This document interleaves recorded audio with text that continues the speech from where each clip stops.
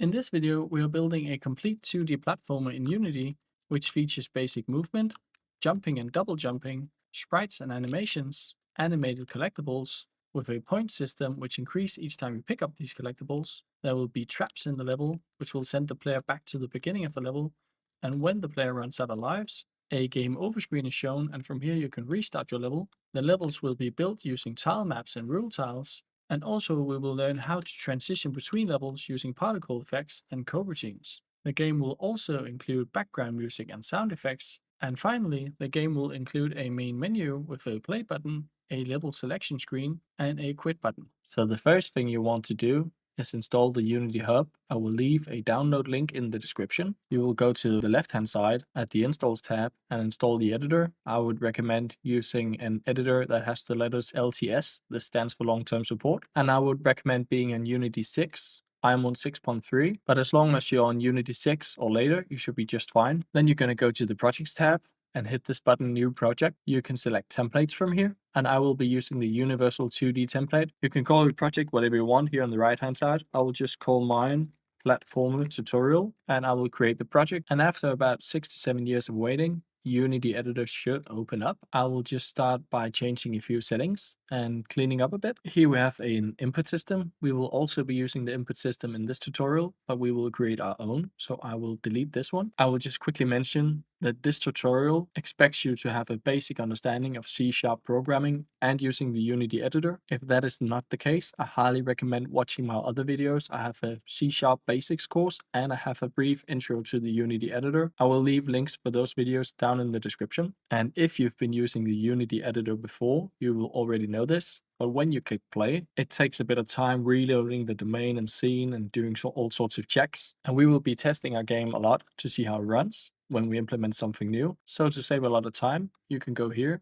and press edit and then click project settings. Then on the left, you'll find the editor tab. You'll scroll down a bit and you can see here it says when entering play mode, reload domain and scene.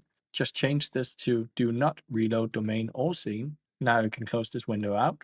And when you press play, it instantly starts the game without you having to wait for reloading. So now that we've got that done, I'll just take my game window, drag over here to the right. I like to see my scene window and my game window simultaneously. And I'll also change the display aspect from free aspect to full HD 1920 by 1080 pixels, as we will be making this game for a PC. Now that the basics out of the way, we can create our player. I will go to my hierarchy on the left-hand side, and I will right-click, go to Create, 2D Object, Sprites, and I will create a triangle.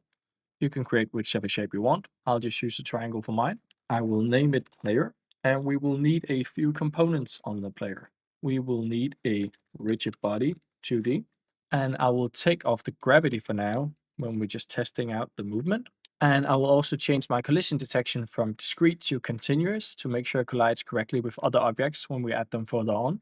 And now that we have our player, we can start to create our movement. I will go to my project tab, and in my assets folder, I will create 2 new folders. I will create one folder called scripts, and I will create another folder called input. This is just me wanting to be a bit organized. You don't have to do this. You can keep it all in the assets folder if you like. But for your own sake, it's going to be easier to find certain assets if you divide them into folders.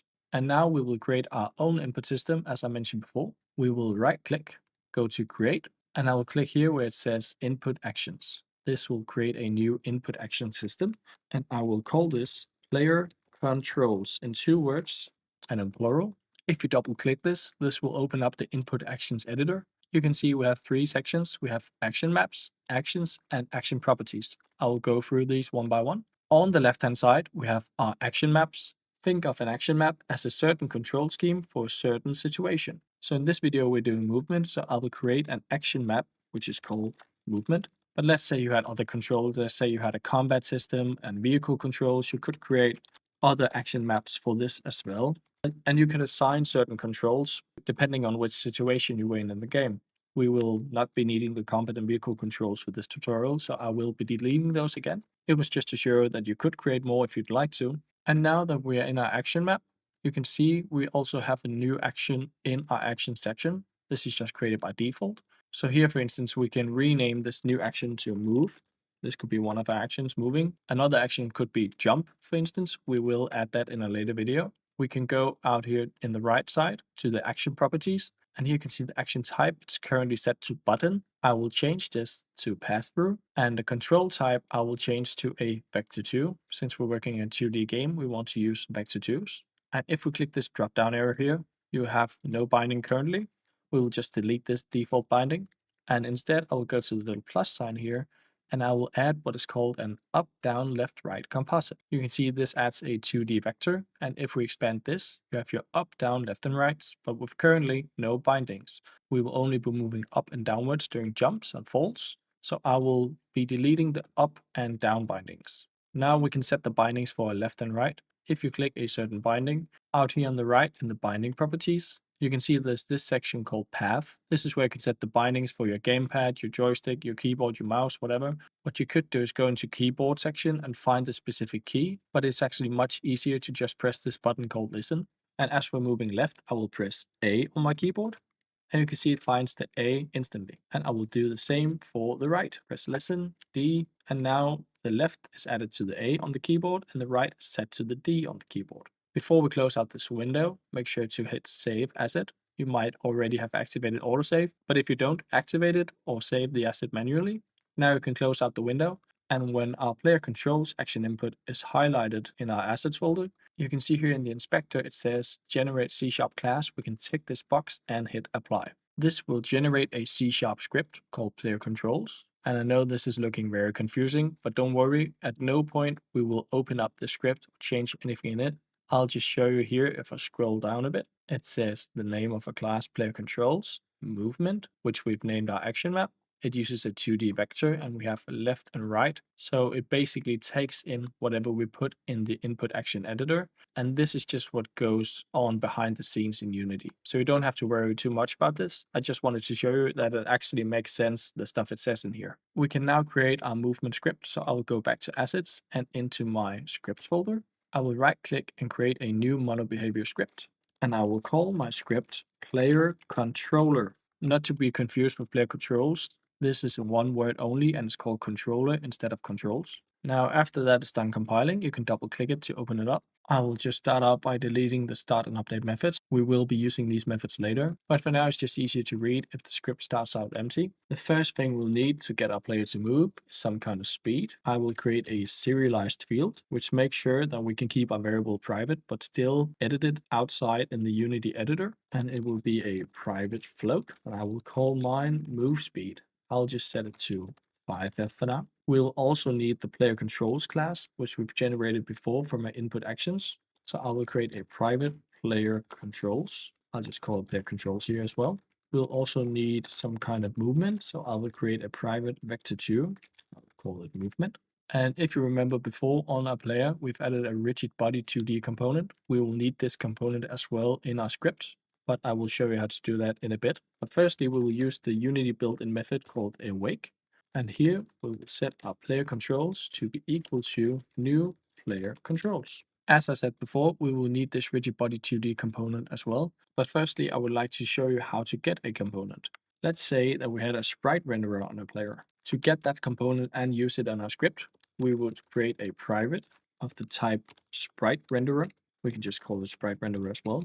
And then to get and use this component, I would go into my wait method and I would set sprite renderer to be equal to get component. And then inside the angle brackets, we'll name our type. We would like to get the sprite renderer, and then just parentheses and semicolon. Now we can use the sprite renderer class and all of its extension methods. But of course, we don't need the sprite renderer right now to make our player move. We will need the rigid body 2D. So that will be your first challenge of this video. Create a private variable for our rigid body 2D and get the component of the rigid body 2D inside the awake method. Pause the video now, give it a good go, and then you can come back to the video to see my solution. Okay, welcome back. We won't be needing these sprite renderers, so we'll delete these two lines. And instead, we want to get the rigid body 2D. So I will create a private rigid body 2D. I'll just call it rigid body. And then inside awake, I will set my rigid body to be equal to get component. Which type would we like? We would like a rigid body 2D, and then just parentheses and a semicolon. Now the next thing we need to do is to make sure we can use our player controls. To do this, we must enable it. Luckily, Unity already has these methods. We will use the method called onEnable, and inside this onEnable method, all we need to do is type the name of our variable, player controls, dot enable. And good practice is that when you enable something, you also have to disable it. Unity has a method for that too. It's called onDisable. And just as we did in onEnable, we'll just type player controls dot disable. Now the next step is to make sure that our input is registered. We will do this in the method called update. This is called once per frame. So if your game runs at 60 FPS, then it will be called 60 times per second. And here is where we use our movement variable, which we created before, the vector2, and we will set this to player controls, our player controls variable, dot movement, dot move, dot read value, and we want to read a vector2. I know this line can be a bit confusing. Let's just go through it. Where am I getting all these words from, like player controls and movement and such? Well, if we go back to the Unity editor, and we head into our input folder, and here is our input system. You can see our input system is called player controls. Our action map is called movement. Our action is called move, and it is of the type vector2. So player controls, our input system, movement, our action map, then our action called move, and we read the value from a vector2. And to visualize even further how this works, if we were to set a debug.log, so we can see our logging in the console, we can just log our movement variable .x. Let's save that, head back into Unity, and make sure before you start the game that you go to our player game object and just drag in the player controller script. I will just open up my console window, and you can see now that when we play the game, it constantly spits out 0. It does that each and every frame. That's because right now our movement.x is currently 0, but when I hold down the D key, it will change to 1. And when I hold down the A key, it will change to -1. And if I don't hold down any keys at all, it'll just stay there at 0. So by pressing the A key, we give the movement.x a negative value, and by pressing the D key, we give it a positive value. If we move the player around in the scene view, you can see here it's transformed the position.x. If I just drag it here to the left, it'll give it a negative x value, and if I drag it to the right, it will give it a positive x value. So now that we know our input is registering correctly, we can remove this debug log. We won't be needing that anymore. And we can now go into the Unity method called fixed update. I'm using both update and fixed update, as usually update is the best way and best practice to register player input, while fixed update is the best method for handling physics. In here, we will be accessing our rigid body variable, and we will use the rigid body extension method called move position. You can see here from the description, it moves the rigid body to a position, so just what we want to create movement. And inside these parentheses, we will need a few parameters. We will need our current position. We will also need which way to move, so some sort of direction. And we will need to multiply this with some sort of speed, and we will need to multiply that with time. This is a very hard challenge, and if you have no idea what to put here, I don't blame you at all. I just wanted to give you guys an opportunity to try this out for yourself and see if you can figure out what we need in the different positions. Again, we need 4 things. We need the current position, we need where to move, we need our speed, and we need the time. So if you'd like, you can pause the video, give it an honest effort, and then come back and see my solution. So now let's put in what we really need. We need the current position, and that would be the current position of our rigid body. So rigid body dot position. Here we would need to add which direction to move. So we will be using our movement variable, because remember, this registers whether we are moving in a positive or a negative direction on the x-axis based on the player input. We would need to multiply this with some sort of speed. That will be our move speed. Remember the float we've set right here at the very top, set to 5f. And we also need to multiply this with time.fixed delta time. We're using fixed delta time because we are in fixed update. If we were to use this in update, we would just use time.delta time. And the last thing I want to make sure is that our script is nice and clean. Here in update and fixed update, these can get clogged up really quick when we add some more code further on. So I would like to move these 2 blocks of code outside in their own separate methods. There's 2 ways to do this. You can either highlight the block of code that you'd like to move out, hold down left control and press the period sign. This will bring up a small menu, and as you can see, it says extract method. If we click this, this will create a new method, and we can call this player input as it registers the input of the player. And now you can see here we have a new method called player input, and that is called inside of update. The only problem being that this is put right underneath the update, and I like to keep my own created methods separate from the Unity built-in methods. So I'll just cut this out and paste it underneath fixed update. And the other way to create a method is just to take this block of code, cut it out using Control X, and you can create your own method. I will create a private method, returns void. It's called move. And inside the block of code, I'll just paste what I've just cut out. And then inside fixed update, we will make sure that move method is called. Now we can save the script. I'm now back into the Unity editor. I'll just blow up my game view, hit play, try to press D, it moves to the right. Try to press A, it moves to the left. And now that we've taken care of basic movement, I think it's time to implement a jump. So to make sure our player can jump, we need to add an input for this. We're going to go into our inputs folder, and then we're going to go inside our input actions editor for our player control scheme. In our action map called movement, we're going to add another action. We will call it jump. Make sure that in the action properties, the action type is set to button and the binding down here is set to space on the keyboard. Then hit save asset and let it compile. Now let's head into a player controller script from the previous video. Right now, I only have a move speed variable, but for jumping, I also need a value to control how strong the jump is. So right here under the move speed, I will create a new serialized field. It will be a private float. I will call it jump force, and I will set this to 12F for now. We can always change that later. Now, before we go any further, I also need to access the Unity input system because I want to create what's called a callback. This shows the game systems how to respond when the jump button is pressed. So to do that, up here in the top under the usings, I will add this line using Unity engine dot input system. Without this, Unity won't recognize input action callbacks, which we will use in a second for a jump method. Now let's scroll down to the awake method. At the moment, in awake, I'm creating my player controls object, and I'm also getting the rigid body 2D component, but I would like to subscribe to the jump action as well. So inside awake, under the rigid body line, I'm going to write player controls dot movement, so the name of our action map, dot jump, so the name of our action, jump performed, plus equals on jump. What this line does is say that when the jump action is performed, we would like to call the onJump method. And of course, we've not created this method yet, and that's why it's giving us an error. You can also see here it says the name onJump does not exist in the current context, and it suggests to generate a method called onJump. We'll do that briefly. The reason I'm not doing this in update as I did with my movement is to show you there's multiple ways to do this. So right now in our movement, we're manually checking every frame if the player pressed the A or D key, but instead we can just let the input system notify us when that happens. That can be a bit cleaner, and it works really well with the new Unity input system setup. Now that I'm subscribing to onJump, I need to actually create that method. Right here at the bottom, underneath all my other methods,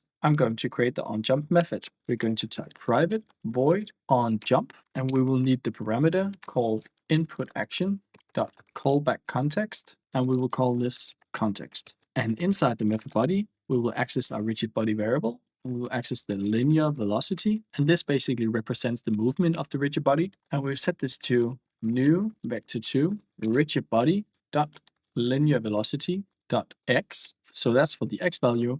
And for the y value, we will use our jump force variable. So just to break this line down, this method happens whenever we press the spacebar button or whichever button we've set our jump action in our input actions editor. I set my linear velocity to the current x value because I don't want the jumping to stop the player's horizontal movement, and then I replace the y value with the jump force, which launches the player upward. So if the player is moving left or right and then jumps, they'll keep moving horizontally while also going upwards at the same time. Now at this point, you might expect our jumping to work perfectly, but there's actually a problem with the movement code from the previous video. Right now, in move, we're using rigid body that move position. This worked just fine when all we wanted was simple movement left to right, but for jumping it causes technical issues because move position is actually manually moving the rigid body to a position every physics frame. So in theory, this move position can actually override what we're trying to do when we're jumping. So instead of move position, I'm actually going to change this to rigid body dot linear velocity equals a new vector2, which will be a movement dot x times our move speed. And then we've also set the y value to be rigid body dot linear velocity dot y. Now this is a really important change. Now I'm only controlling the horizontal movement directly by setting the x velocity, and for the y velocity, I'm leaving that part alone by just keeping the original linear velocity dot y value. So now we can save the script and go back into the Unity editor. Before playing my game, I'll just go to my player object and reset the gravity scale. I will set it to 3. Hello there, this is future DevSpark speaking. Don't mind the change in sprites or the animation windows being open, this is just for a future video. Just a quick note on what that idiot who I call past me forgot to tell you. What you need to do to get our jump working properly is to go to your player game object, and then this rigid body 2D component, you want to open up this menu called constraints, and you want to tick this box which says freeze rotation on the Z axis. If we don't do this, and then jump up, for instance, on a platform and hit the platform at an angle, what can happen is that the player game object tilts over or falls. And we don't want that. We don't want rotation on our player in any way. So yeah, just a quick note.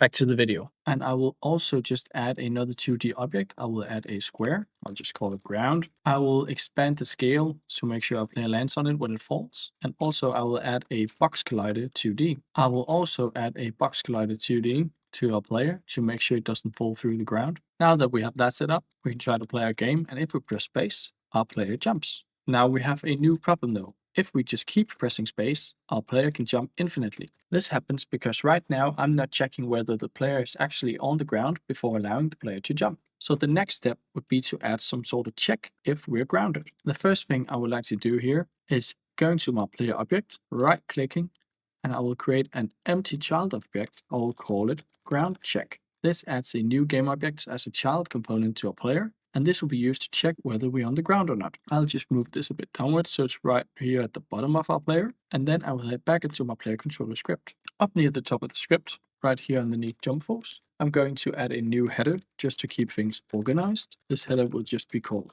ground check, and I will also add a header up here in the top over move speed and jump force. I'll just call this movement. If you do not know what headers are, let me just show you real quick. When we've got this script saved, we can jump back into Unity editor, go to our player or whichever object the script is attached to, and if we go down to our player controller component, you can see now here we have this sort of heading called movement. When we add variables to the ground check as well, this will also get its own header. So this is just to make it more readable out in the inspector. You don't need headers really. It won't improve performance. It's just nice for readability. So for our ground check, I'm going to add 3 variables. They will all be serialized fields. So I will just highlight this line, duplicate it a few times, and we will first add a private transform, which we will call our ground check. We will also add a private float. We will call it ground check radius. I will set it to 0.2f for now. And finally, we would add a private layer mask ground layer. Do not worry if you don't know what a layer mask is. I will explain that just in a minute. I'm also going to create a new private bool, which I will call is grounded. Now let's just cover what these new fields will do. Ground check is going to be a transform placed at the player's feet. So the ground check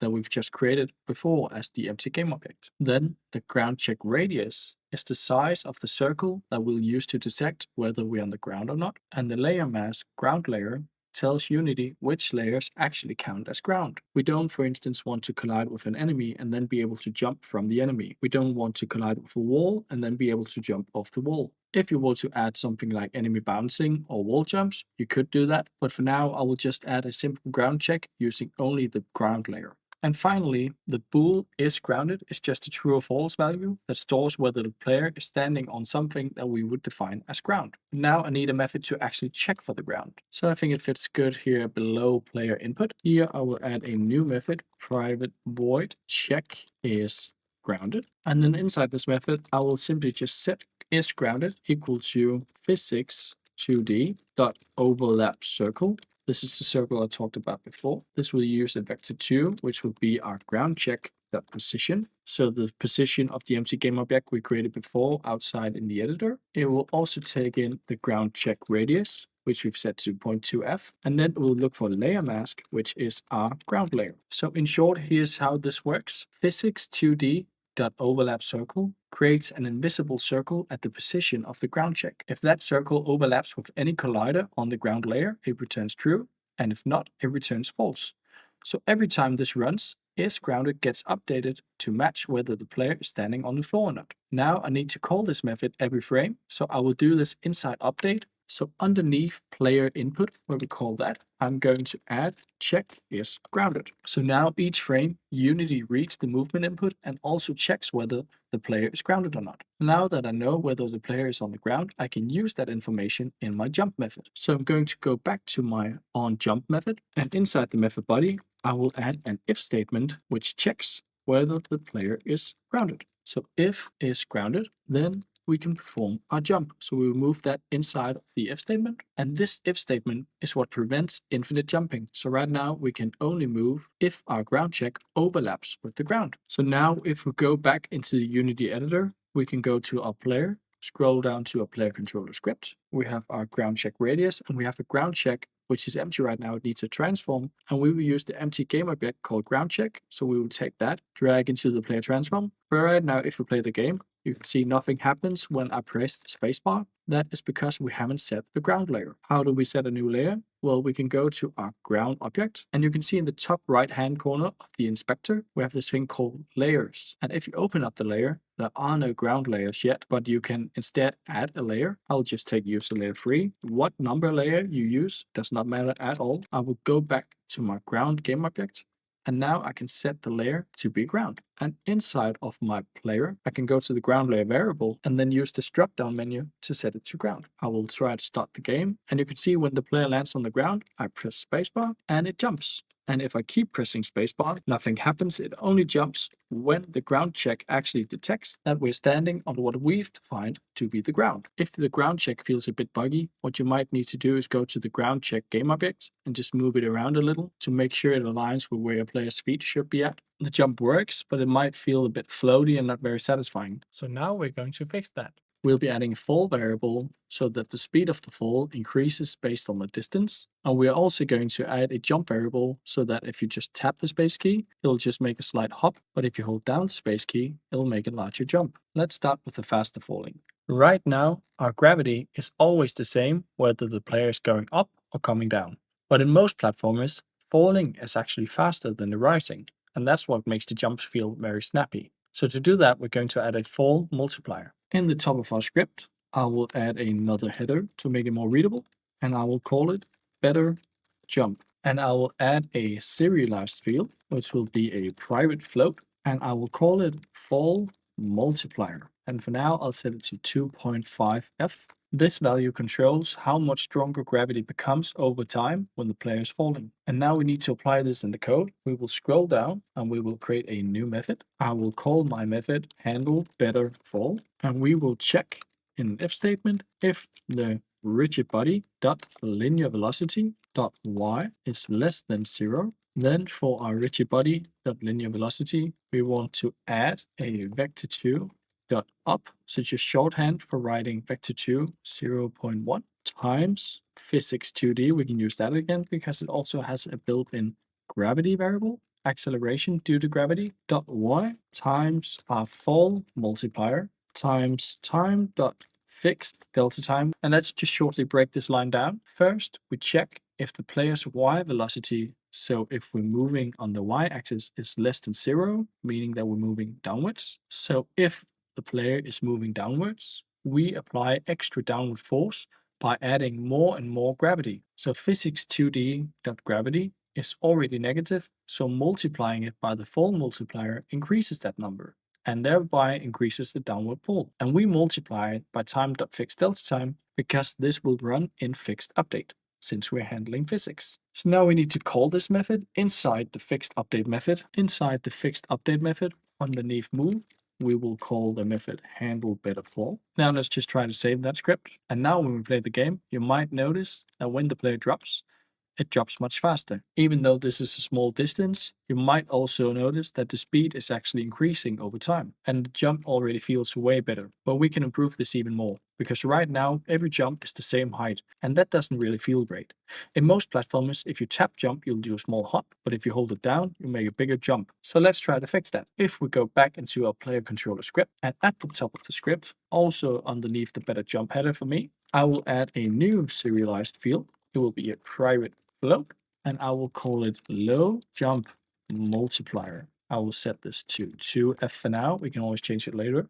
And this controls how quickly the player is pulled down when they release the jump button early. For this, we will create a new method. Underneath my handle better fall method, I will create a private void handle variable jump. Inside the method body, I will create a new bool called released jump early, and I will set this to my rigid body dot linear velocity dot y is greater than 0, and then I will use the AND operator for handling multiple conditions, and player controls dot movement dot jump is pressed. Notice the exclamation mark meaning not, and then if release jump early is true, then we set the rigid body linear velocity by adding again vector 2 dot up timed by the physics 2d dot gravity dot y multiplied with the low jump multiplier multiplied by time, and this time it's dot delta time since we're registering inputs.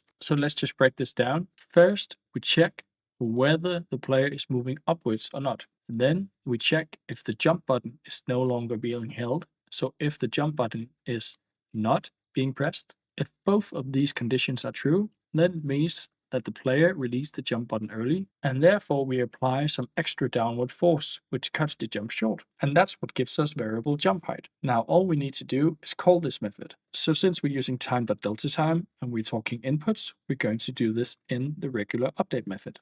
Right underneath the check is grounded, we can just add handle variable jump. And now if I test this out, if I just tap the spacebar, it'll be just a small hop. But if I hold down my spacebar, the jump gets bigger. Now this already feels much more like a real platformer. So now we've made two important improvements. We've made falling faster and we've added the variable jump height. These two changes alone makes a huge difference in how your game feels. And now comes your challenge for this video. Try fine-tuning and adjusting your jump variables so your jump feels just the way you want it to. You can do that by adjusting variables like the jump force and the multipliers for the fall and the low jump. There's no perfect value here, it just depends on how you want your game to feel. And if you figure out something really cool or find a really good set of values for your jump, please post them down below in the comments. But now I think it's time for the next part, where we add some sprites and animations to our game. You can see here we have an idle animation, a run animation, and a jump animation. Right now, we have movement and our jumping works, but visually the game is still very basic. So let's turn this into something that actually looks like a proper game. For this game, I'm using this asset pack called Pixel Adventure, created by Pixel Frog. Shout out to them. It includes sprites and animation for a full character, and it also includes tiles, which we will use later for creating our tile map. I'll leave a link for the download in the description. For this, I will create a new folder called imported assets. I will take my zip file and just drag straight into this folder. And now we have all these assets, and I will go to the folder called main characters, and I will use this Ninja Frog character. Just note that these characters have a pixel size of 32 by 32, as you can see from the description. And when we are setting up animations later, remember that they have a speed of 20 frames per second or 50 milliseconds. So you can see if we're just going to one of these sprites for the Ninja Frog, they have pixels per unit, which is default set to be 100. But these are 32 by 32, so I will mark all of them and I will set it to 32 pixels per unit, and I will hit apply. Setting these sprites to 32 by 32, make sure that the sprite matches our world scale. If this is wrong and the pixels unit, for instance, would be 100, the character won't fit properly with the rest of the game. We also need to go to this variable called filter mode and change it for bilinear to point. This keeps the pixel art sharp instead of blurry. Now we can go to our player game object, and you can see it has a sprite renderer component with a sprite variable attached on it. So I'm going to go to these idle sprites, and I will take the first frame of the idle sprite and just drag into my sprite component. And yeah, just by replacing the sprite, this already looks a lot better. Next, we'll create our animations. For this, we're firstly going to open up our animations window by going to the window tab, go to animation, and we're going to need two windows for this. Firstly, we're going to use the animation window, which we can just drag around and place wherever we want. I'll place mine here in the bottom right corner, and we will go to this section again and open up the animator, which I will also drag right here next to my animation. For animations, Unity needs two things: an animation clip, which contains all the frames for our animation, and an animator controller, which controls which animations to play and when to play them. For this, I'm going to create a new folder in my assets folder, and I will call it animation. And in here, I will right click, go to create, go to animation, and I will create an animated controller for our player. I'll just call this player anim controller. And I'll also create one animation clip by going to create, animation, animation clip, and I will call this one idle. Now we can go to our player and go to add component, animator, and you can see this new component requires an animated controller. So we can take our controller and drag into this window. We can double click it to open it up. And this changes this animator window to use our player animator controller. And in my animator window, I will take my idle animation and drag over here. You can see it turns orange. That means it's the default state. Being the default state means that this animation will be the starting animation when you play your game. So I think it makes pretty good sense to have the idle animation here. Now that we've dragged that in, we can go to our animation window and you can see we have the idle animation from the dropdown. And it's the only selectable animation since we've only created one clip and dragged it into the animator. Currently, the samples we use are set to frames per second. If yours is for some reason set to milliseconds or you would like it to be milliseconds, you can go to these three dots here and you can switch between seconds and frames. I'm going to stick to frames for this one. And if you remember where we got our asset pack from, it was noted that every animation is either 50 milliseconds or 20 frames per second. So I'm going to change my sample rate from 60 to 20 and hit enter. Now that we've got this animation window set up, we can go to our assets folder and our imported assets. I will go to my main character Ninja Frog and I have these frames for the idle animation, which we can expand. I will highlight the first one, hold down left shift and highlight the last one, and I can simply drag them into the animation window. If you want to see how the animation plays, you can hit this play button. And you can see we have the idle animation now. And if you want, you can speed it up, slow it down, whatever. I will set this to 60 just to show you what that would look like. And yeah, this is going way too quick, so I think 20 is really a nice fit. Now that we have our idle animation set up, and this is set to be the default entry state, we can now try to play our game. You can see it actually doesn't really do anything. That is because it plays the idle animation once, and then the animation is over and it goes back to the non-animated state. We can fix this by going back to our animations folder and go to our idle animation, and we can tick this box called loop time. This just ensures that the animation is looping. So now that we play our game, it sticks to our idle animation. And you can see kind of clips through the platform, but we won't spend time fixing this right now, as we won't be using the platform when we implement Tilemaps in a later video. So now we've set up our animation controller and our first animation, and here comes your first challenge for the video. Try creating a run animation and a jump animation. Remember, create the animation clip for each animation and set these up with the correct frames. Also make sure that if you want your animation to loop, that you tick this box on the animation clip which says loop time. Pause the video now, give it a good go, and then come back to see my solution. Okay, welcome back. We needed to create the jump and run animations.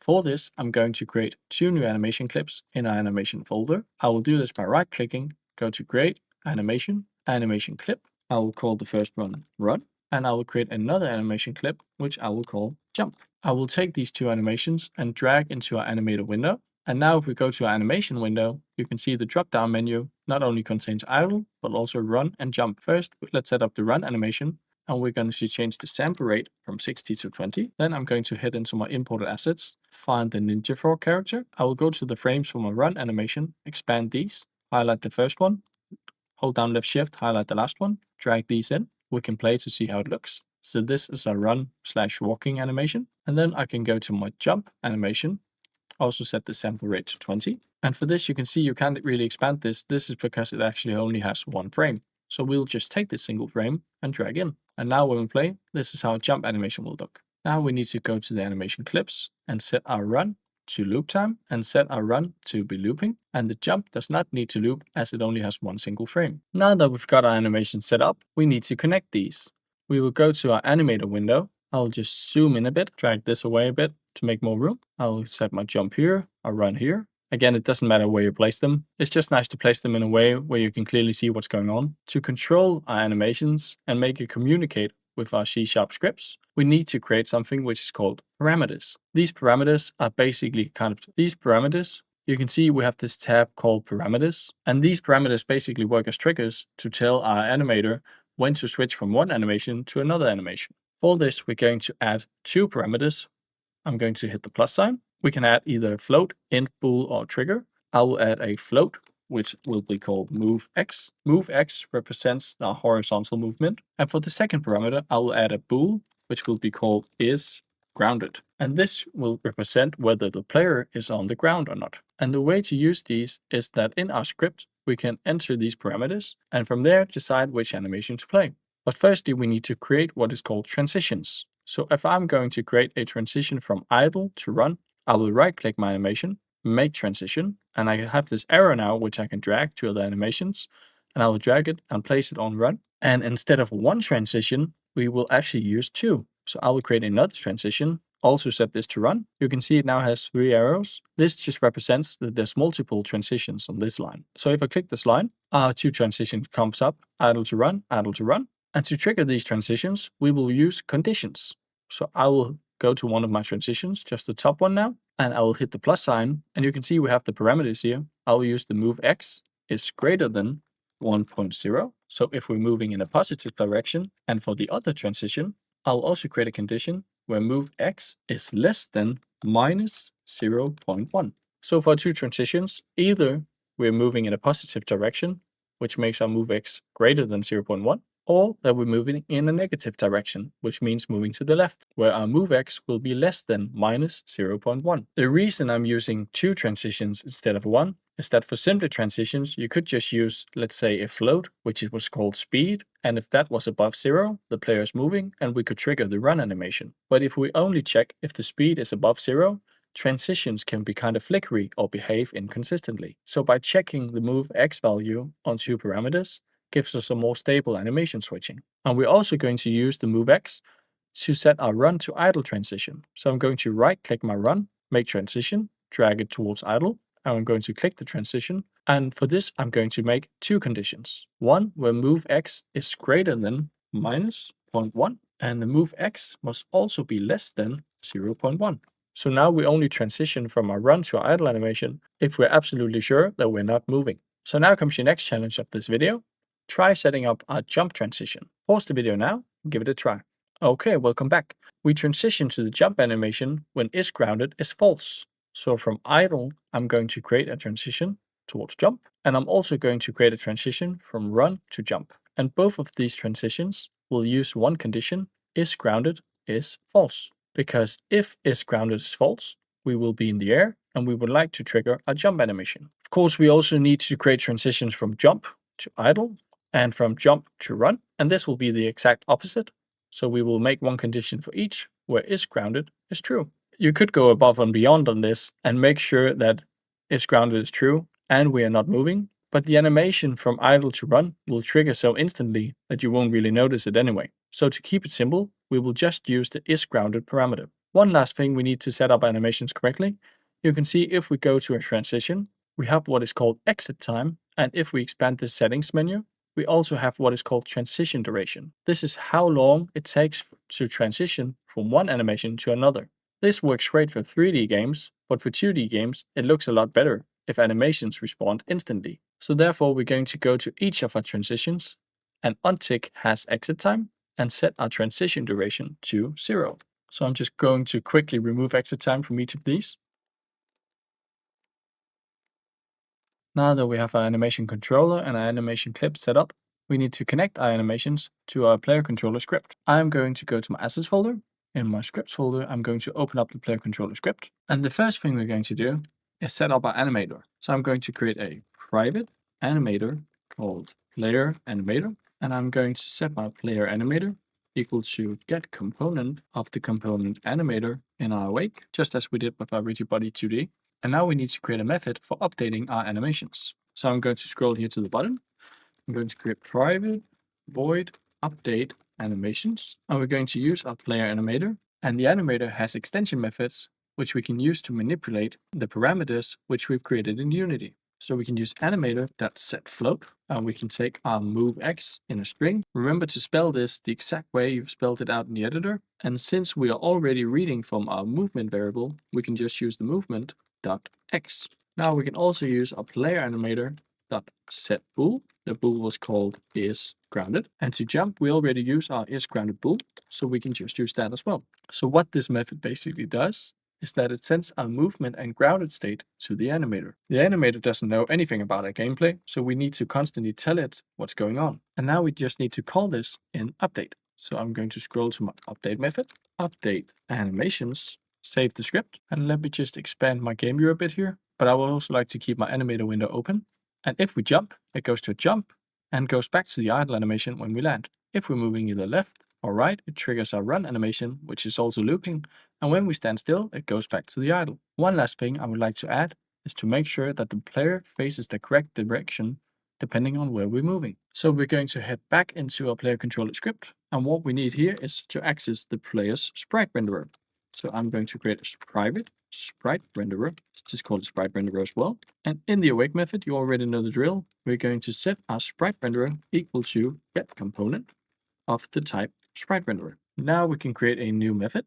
I'm going to scroll all the way to the bottom, private void flip sprite. And we need to make sure that the player sprite is flipped on the x-axis depending on if we're moving left or right. We're going to check this with two simple if statements. If our movement.x is less than 0, so if we're moving to the left, we're going to access our sprite renderer component, and it has the extension method flip x, and we will set this to true. But we also need to flip it back. So we're going to use an else if statement. If our movement.x is greater than 0, then we're going to access the sprite renderer flip x method and set it to false. And of course, for this to work, we also need to call this in our update method. And now when we play a game, if we're moving to the left, the sprite will flip, and to the right, the sprite will flip back. And this also works for our animations. Now comes the next part where we'll add a double jump with a separate animation. Right now, our player can move, it can jump, but if you try to jump again in the air, nothing happens. So what we want to do now is to allow the player one extra jump while the player is still airborne, and then play a separate animation for that second jump. The basic idea for this is very simple. We need a way to keep track of how many jumps the player has left. Whenever the player lands on the ground, we reset that value, and every time the player jumps, we decrease it. So to do this, I'm going to head into my player controller script, and here I'm going to create two variables. I'm going to create one serialized field, which will be a private int called amount of jumps. I will set this to 2 for now, and I will also create a private int, which will be called jumps remaining. Amount of jumps defines how many jumps the player gets in total, and jumps remaining keeps track of how many jumps are left. Firstly, let's set this up so that the amount of jumps remaining is reset to 2 every time we land on the ground. I'm going to scroll down to my onJump method, and right underneath that, I'm going to create a new method, private void reset jumps. And this will simply check that if the player is grounded, then we will set the jumps remaining to be equal to amount of jumps. So basically setting the jumps we have remaining to our total amount of jumps, which is currently 2. We also need to update our onJump method. Right now, it only checks if the player is grounded. And if the player is grounded, we can jump. Therefore, we can only jump when we are on the ground, and we can't double jump when we are in the air. So instead of checking if is grounded, we need to check that if jumps remaining is greater than 0. And if our jumps remaining is greater than 0, then we can jump. But we also need to decrease that value. So every time that we jump, we want our jumps remaining to decrease by 1. We also need to call our reset jumps method. In our update loop, we are already checking if we are grounded. So it would make sense to do it here. So I will call my reset jumps method in my update loop. We will save the script. And now when we play our game, you would be tempted to think that this would work. And as a matter of fact, if I press my jump button twice, we can double jump, but actually we can also triple jump. The reason why we can triple jump is that if you go to our ground check game object to check whether the player is on the ground or not, as you can see, when we jump, the ground check is still hitting the platform, and therefore our number of jumps instantly resets. So this will give us a total of 3 jumps. What you can do is place the ground check very intricately so it releases the ground the very first frame we jump, but we can also do this in a much easier and, let's say, more hacky way. If we go back to our player controller script, we can just change the amount of jumps to 1. We can save that, and since it's a serialized field, it will be saved in the Unity editor. So we also need to go to our player game object, find our player controller script, and change the amount of jumps to 1 here as well. So now when we try to jump, our jumps are instantly reset to 1, therefore giving us 1 jump while we are still in the air, and now we can double jump. So now our double jump gameplay works, but visually it still looks the same as a normal jump. So let's try to create a separate animation for this. Firstly, I will go to my assets folder, and in my animations folder, I will create a new animation clip. I will right click, go to create animation and create an animation clip. I will call it double jump, and I will drag this into my animator window. Now we can set up the animation. I will go to my imported assets, and for the Ninja Frog character, we have this set of frames called double jump. I will expand this, go to my animation window. In the drop down menu, I will switch from my current idle animation to double jump. I will set the sample rate to 20, and I will highlight all of the frames from the double jump animation and drag into my animation window. And if we play this, you can see it makes a flip. So now that we have our animation set up, we can start to create transitions for it. For this transition, I will use a new parameter, which will be a trigger. I will call it double jump. And for the transitions, I will create one transition from jump to double jump and one back from double jump to jump. For the first transition from jump to double jump, I will just create one condition, which will be the double jump trigger. I will also remove the exit time and set the transition duration to 0. And for the transition from double jump back to jump, we don't need any conditions, as we just want the double jump to play once, then go back to our original jump animation, and therefore we will keep an exit time, so we don't need to set a condition, because to trigger a transition, you either need exit time or a condition. So now that we've set up animation clips and our animation controller, the last thing we need to do is go to our player controller script, and in our onJump method, right now we're only checking if the player has any jumps remaining, but inside that if statement, we also need to check that if the player is not grounded, so exclamation mark is grounded, and inside that if statement, we want to access our player animator variable dot set trigger, and then the name of our trigger, so double jump. So if the player tries to jump and is able to jump because the jumps remaining is still greater than 0, and if the player is not grounded, then we want to trigger the double jump animation.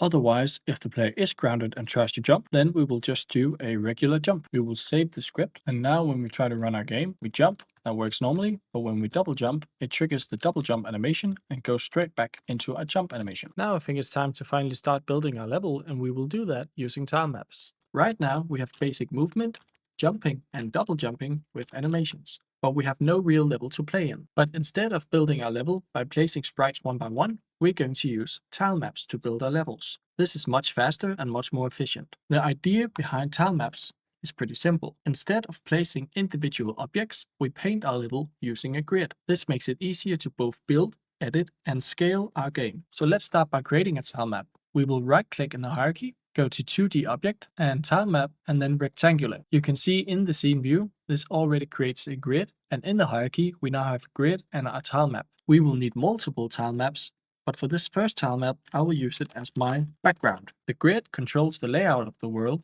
and the tilemap is where we will paint our level. Before we use our tiles, we firstly need to prepare the sprites. I will go to my imported assets. I will enter my background folder, and you can select any background you want, but I think for my level I will use the green one. Firstly, I will need to change the pixels per unit to 32, as this is also the size we're using for our player, and I will change the filter mode from bilinear to point. This makes the pixels more sharp. I will hit apply, and now that I've prepared my sprite, I can create my first tile map. I will do that by going to Window, then 2D, and Tile Palette. This gives us a new window, which we can take and drag and place wherever we want. I will place mine in the bottom right corner. You can see, as a default, it already selects our background tile map, as this is the only tile map we've created so far. When we create more tile maps later on, you can select the specific tile map you want to edit using this drop-down menu. Now we can create our tile palette by using this button, Create New Tile Palette. I will call my tile palette Background, hit Create. This will create a new tile palette prefab that I will just place in the current folder I'm in. Now that we have our tile palette prefab, I can take my sprite and drag into the tile palette. This will create a new asset, which I will just save in my current folder as well. Now I can select a tile from my tile palette and just start to paint on the level. But you can see this would not be very efficient if you had to mark it all like this. What I will do instead is delete all of these, and I will use this tool instead to fill out an area. Remember, this white outline is only what the camera sees. At a later point, we will make the camera follow the player. So a good thing to do now would be to build a level larger than what the camera sees. So I will just go ahead and paint outside my camera area. With this tool selected, I can place a tile, hold down the left mouse button, and just start dragging. This will create a nice background pattern for a game. But you can see now our player is hidden. That is because the background is in layer 0, And this is the same layer that our player is currently in. Since it's our background and we don't need to interact with it and collide with it, I will place my background in layer -1. Now you can see we have our player and our platform, and we can still play the game just as we did before with a nice background. Now with our background done, we can start building our level. I will right click on grid and create a new tile map as a child object of my grid, which will also be rectangular, and I will call this tile map ground and platforms. I am creating a tile map for my ground and platforms because I want to assign the ground layer to these.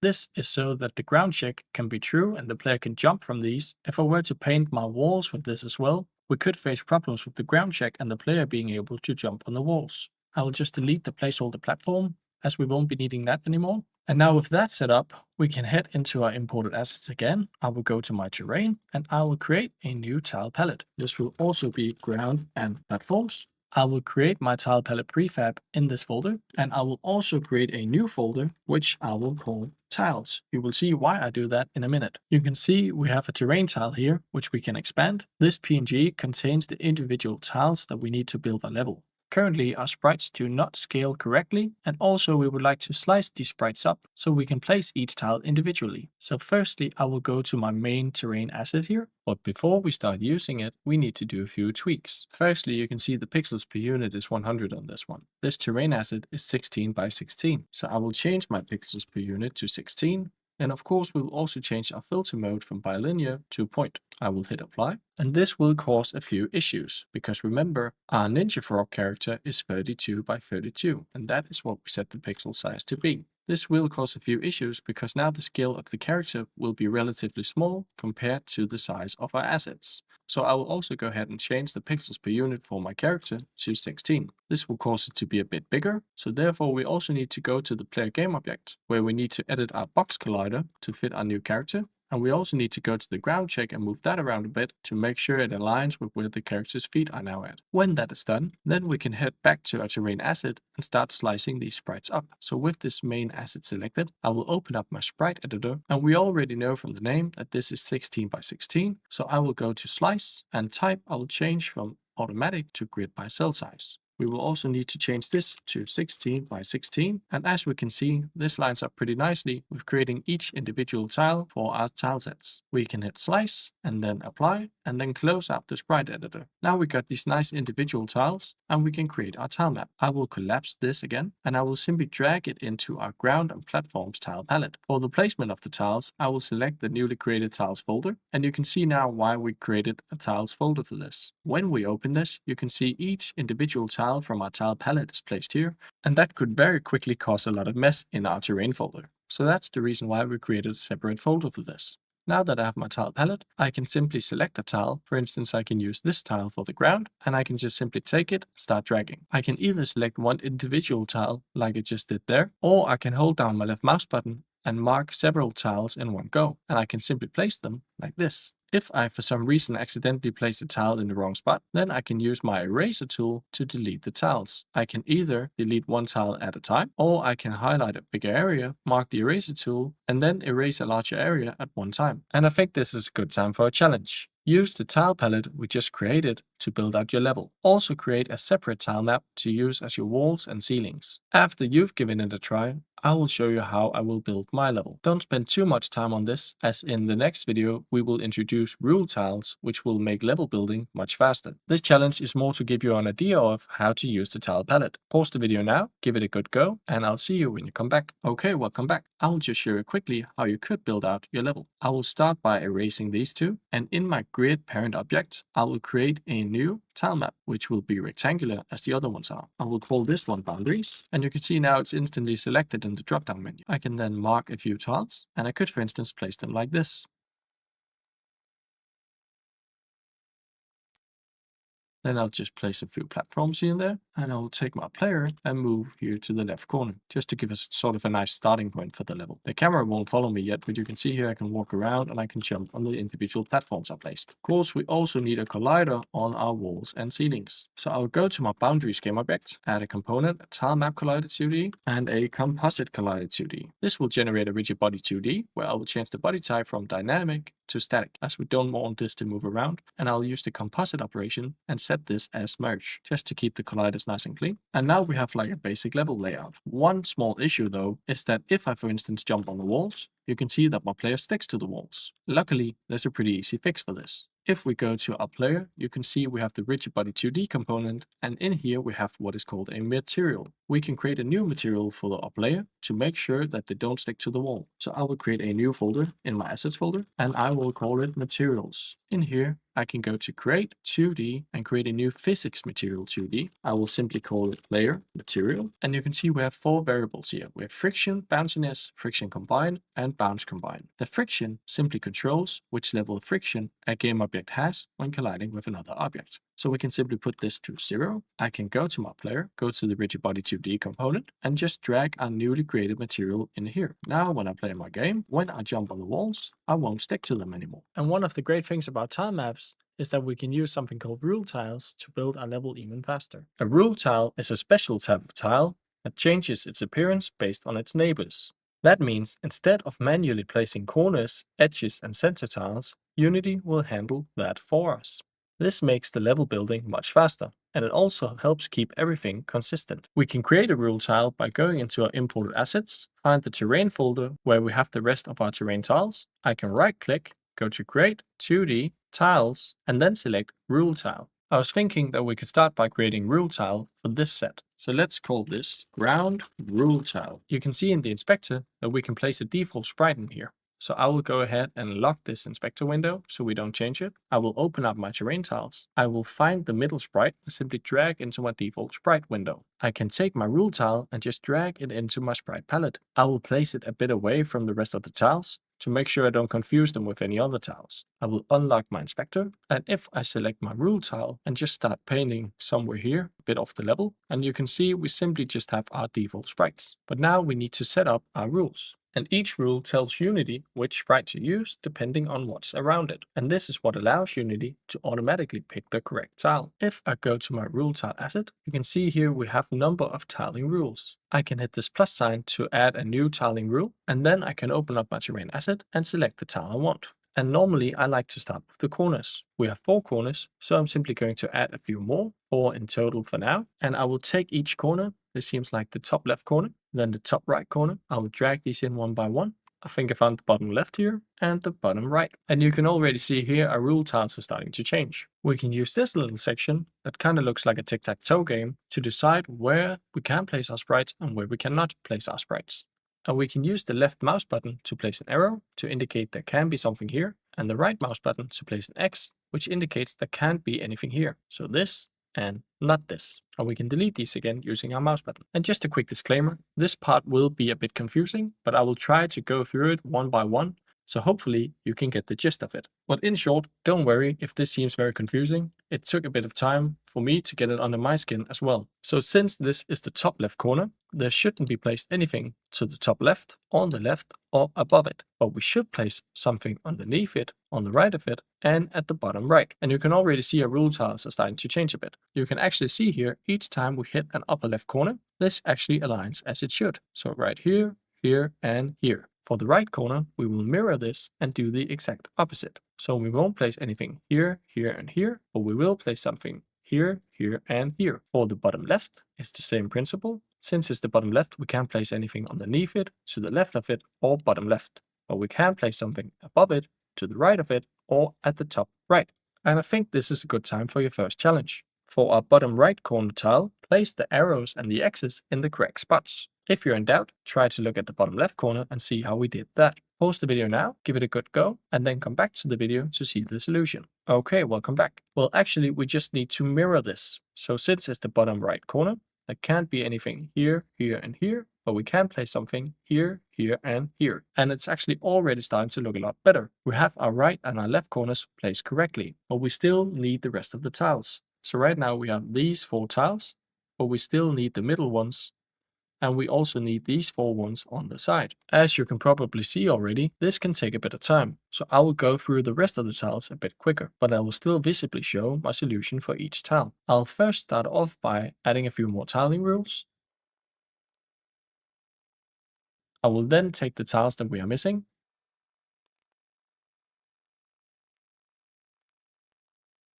And now that I've dragged in all of my tiling rules, I will start marking them. So for instance, let's just take the top one here. We know there will not be anything above it since it's the top one. There are a few cases where there can be something placed in the corners, so we will leave those as blank, but there will be something placed to the left, to the right, underneath it, and in each of the bottom corners. If we go to the bottom one, that's the same principle. There won't be placed something underneath it, but there will be placed something in all of these spots and possibly these two spots. So we will leave those as blank.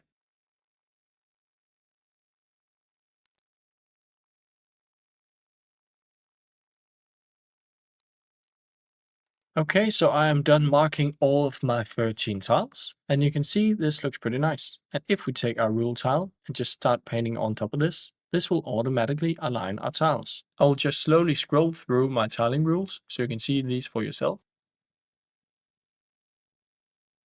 And then I will just erase the tiles we've drawn off our level here. And now I can take my rule tile and place inside the level however I want. Now comes your next challenge of this video. Try to create your own rule tile from any of these tile sets. Again, this can be very difficult at first, and when marking these, I still make a lot of mistakes. So don't worry if you don't get it right the first time, I just think it's a good idea for you to try and play around with. When you're done with that, try building out your level. Pause the video now, give it a good go, and then come back to see how I build out my level. Okay, welcome back. I will just quickly build out a small level. Now that I have built my level, I think it's finally time that we add some animated collectibles. Right now we can move, jump and explore our level, but the level seems a bit boring since there is nothing to actually collect, so we will fix that by adding some collectibles. I will start by going to my imported assets. In this folder we have a collection of fruits, and for this example I will use the cherry. First off, I will start changing the pixels per unit to 16 to match with the rest of our world scale, and I will change the filter mode from bilinear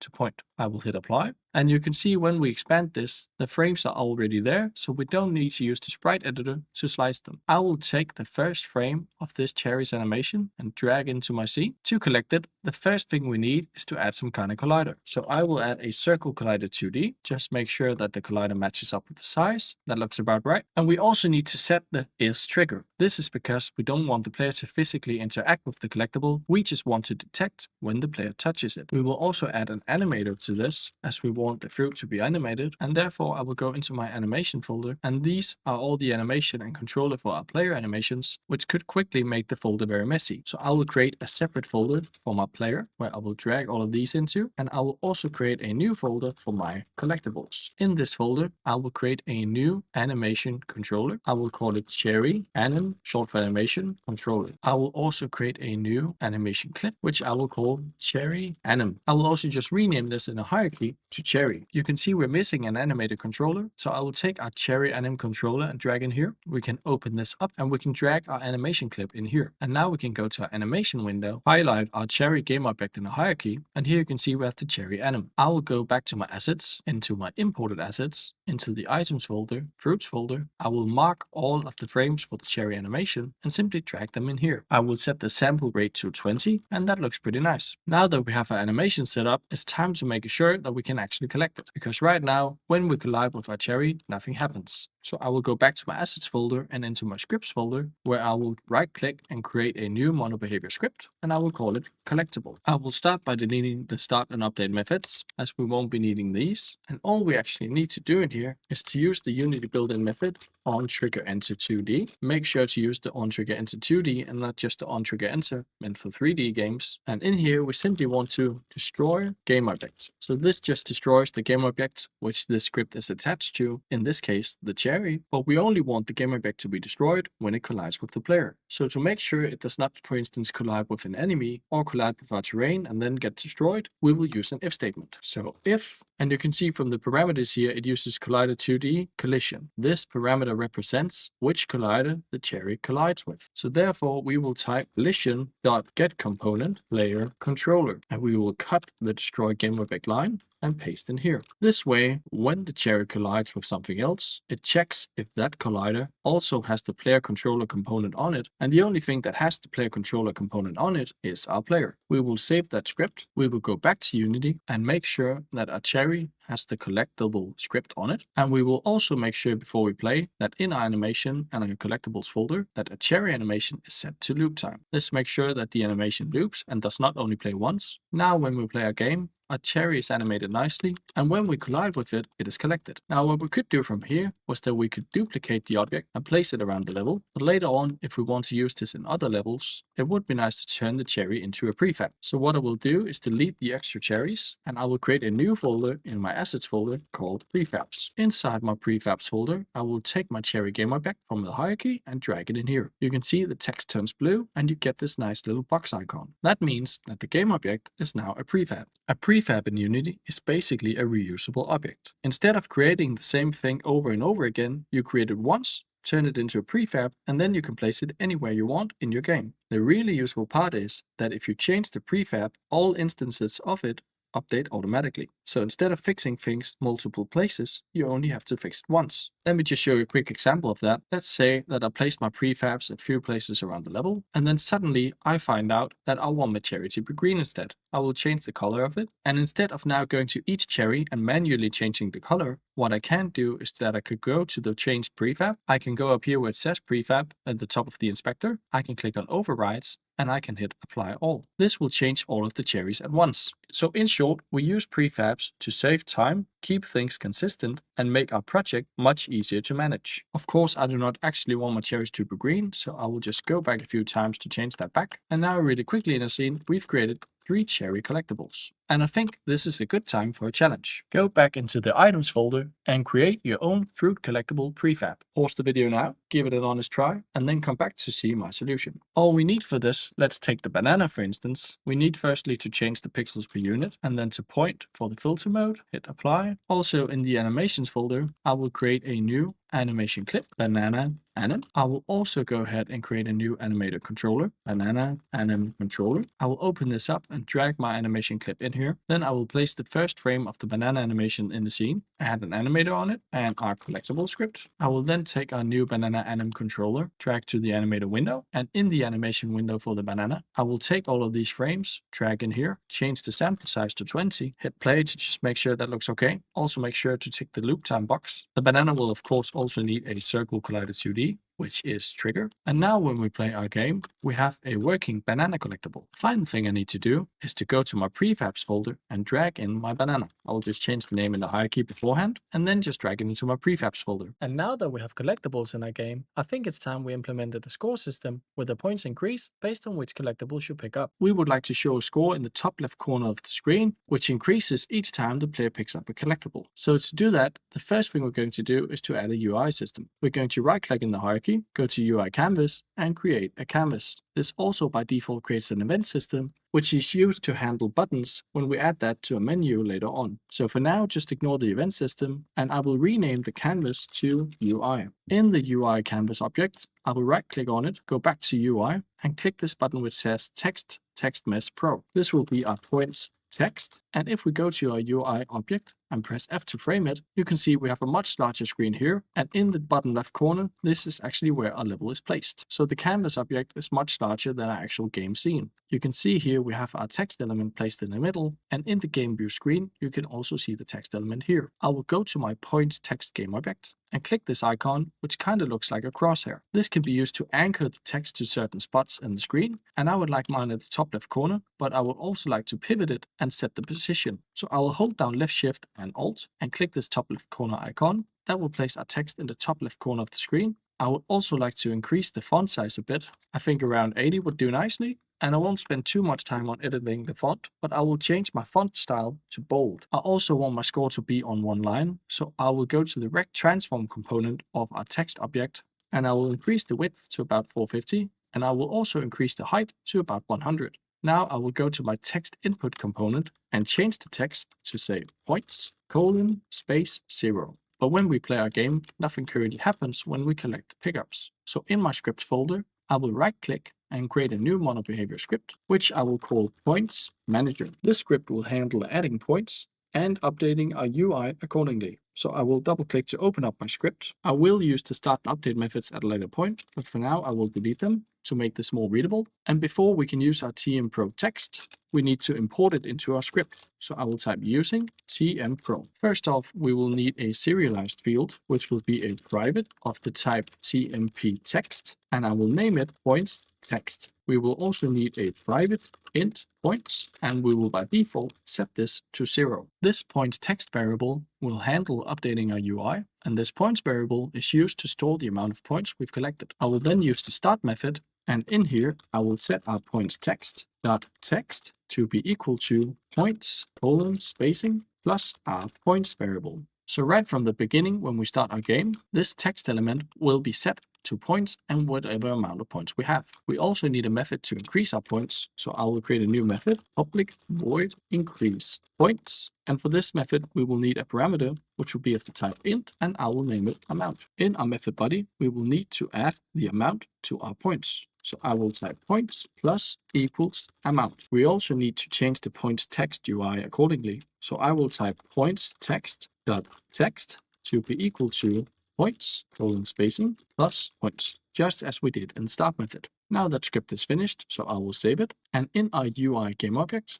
I will add our new points manager script. It will need a field of the type TMP text. So therefore we will add our text element. Now we can update our points correctly, but we still need a way to collect these points. So let's just have a think about, when do we actually need to increase our points? Well, we want to do this whenever we gather a collectible. Therefore, I want to go to my collectible script, and this is also the reason why we made this method public, so that we can use it in other scripts. If you remember from the last video, we have different collectibles. So far we have a banana and we have a cherry. We don't necessarily want these to get the same amount of points, as then it wouldn't make sense to have different collectibles. So therefore we need a way to assign individual amount of points to each prefab. We will do that in our collectible script by creating a new serialized field, and this will be a private integer, which I will name points to add. And then when our player collides with a collectible, we want to add points. But how do we do that using the points manager script? What we could do is that we can instantiate a new instance of the points manager. However, that would be pretty bad practice. What we'll do instead is that we'll make this points manager a singleton. A singleton is a design pattern where you make sure that a class only has one instance and that you can access it from anywhere in your code. Think of it like this. We only want one points manager in our game, and we want everything, for instance, the player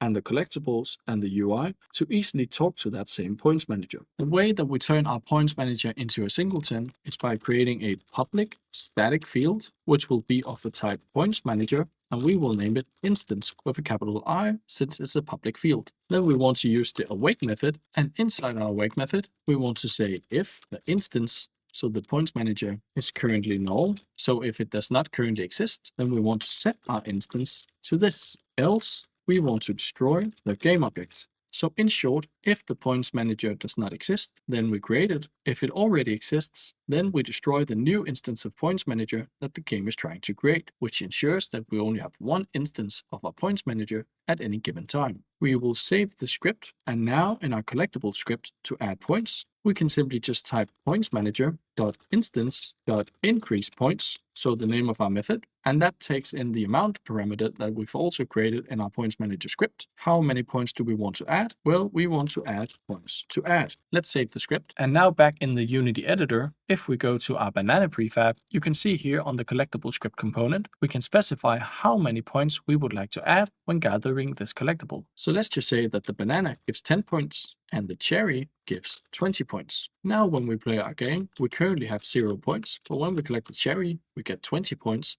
and when we collect the banana, we get 10 points. Well done on this video. We now have a working score system and individual collectibles, which give specific points depending on the type of collectible it is. And now I think it's time to make the camera follow the player around the level, and we will do that by adding a camera package which is called Cinemachine. We will do that by going to Window, Package Management, and Package Manager. In here we will go to the Unity Registry tab and search for Cinemachine. I already have the package installed, but there will be an install button for you right here. When you're done installing Cinemachine, you can close out this window. And now when we right click in our hierarchy, you can see we now have a Cinemachine section. We're going to go to Cinemachine and add a 2D camera. You can now see that the camera view has already changed, and our main camera now has this little icon. That means that our main camera now has a Cinemachine brain component attached to it. To organize my hierarchy a bit, I will just right click and create an empty parent object. I will call this cameras, and I will move my main camera and my virtual camera into the empty parent. You don't need to do this. This is just me organizing my hierarchy. Now we can go to our virtual camera. I will take my player and drag into the follow window. And now when we play our game, you can see that we already have a camera following our player. You can also see in the scene view, if I choose to move my player around, the camera will follow my player as well. But of course, we don't want to show this ugly blue edge outside our level. For that, we need what is called a camera confiner. So if we go to our virtual camera, you can see here at the bottom, we have extensions. I can select this drop-down menu and select the Cinemachine Confiner 2D. So I will add a Cinemachine Confiner 2D, and it needs a bounding shape 2D. This bounding shape represents which area we want our camera to stay within. So I will right click in my hierarchy once again, and I will create an empty game object, which I will call Camera Confiner. In here, a simple box collider won't be enough. For this, we will need a polygon collider 2D. When we go to edit the collider, you can grab these edges and move just outside your level. So I will drag out these 5 corners. I think this could fit pretty nicely. And I will go back to my virtual camera, and I will drag in my Camera Confiner game object. I will also go ahead and change my lens ortho size to 5, as I think this is a pretty nice fit for our camera size. But I can still see some outer edges here, and I think I need to edit my collider a bit more. So this looks a bit better, and now we can play our game. But before I click play, you may have already thought of a potential problem, because if I click play, you can see our player is shot straight out the level. This is due to this huge collider which we put over our level, and now our player interacts with it. We can simply fix this by setting the collider to trigger. And now when I move my player around the level, you can see that we have a following camera. And this seems like a good time for a challenge. Try to play around with a new Cinemachine camera and adjust the properties and add extensions if you like, to make the camera act in the exact way you would like for your game. Pause the video now, give it a good go, and I'll see you in a bit. Okay, welcome back. Well done on this video. We now have a moving camera which follows the player around the level. But our level still seems a bit boring, so let's fix that by adding some traps, which our player can collide with and then get sent back to the beginning of the level. Let's start off by adding a trap to our level. I will go into my imported assets folder, and then the traps folder, and here we have all different kinds of traps.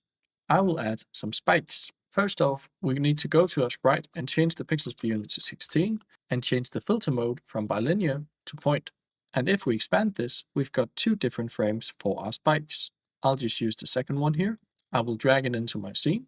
I will name it spike, and I will just duplicate it a few times to give us some more spikes. Now that we have a few spikes, I will save us some time so we don't have to do that again by selecting all of the spikes and creating an empty parent, which I will call spikes. I will then go to the spikes parent game object and add a box collider 2D for this. Just edit the collider to make sure it lines up nicely for all our spikes. That seems alright for our collider. I will now go back to my assets folder and into my prefabs folder, collapse my spikes parent object, and drag this into the prefabs folder. Now we have a spikes prefab, which we can place anywhere we want in our scene. I will delete these 2 spike prefabs from our hierarchy, because even though we have a box collider on them, nothing is going to happen when we touch our spikes. So we need to fix that by adding a mono behavior script. So I will go to my spikes prefab, click add component, and from here I will create a new script. I will call it trap, click new script, and then I will click create and add. This will ask us to create a new script in our scripts folder. I will click save. I will open up a new script and I will delete the start and update methods. What I would like to do with my spikes is that when the player hits them, they get transported back to the start of the level. So I will start out by creating a serialized field, which will be a private transform, and I will name it player spawn point. I will then use the on trigger into 2D method, and firstly I want to make sure that it's actually my player colliding with the spikes and not anything else in our level. So if collision.getComponent player controller, so if what we collide with has a player controller component attached to it, then we will set the collision.gameObject.transform.position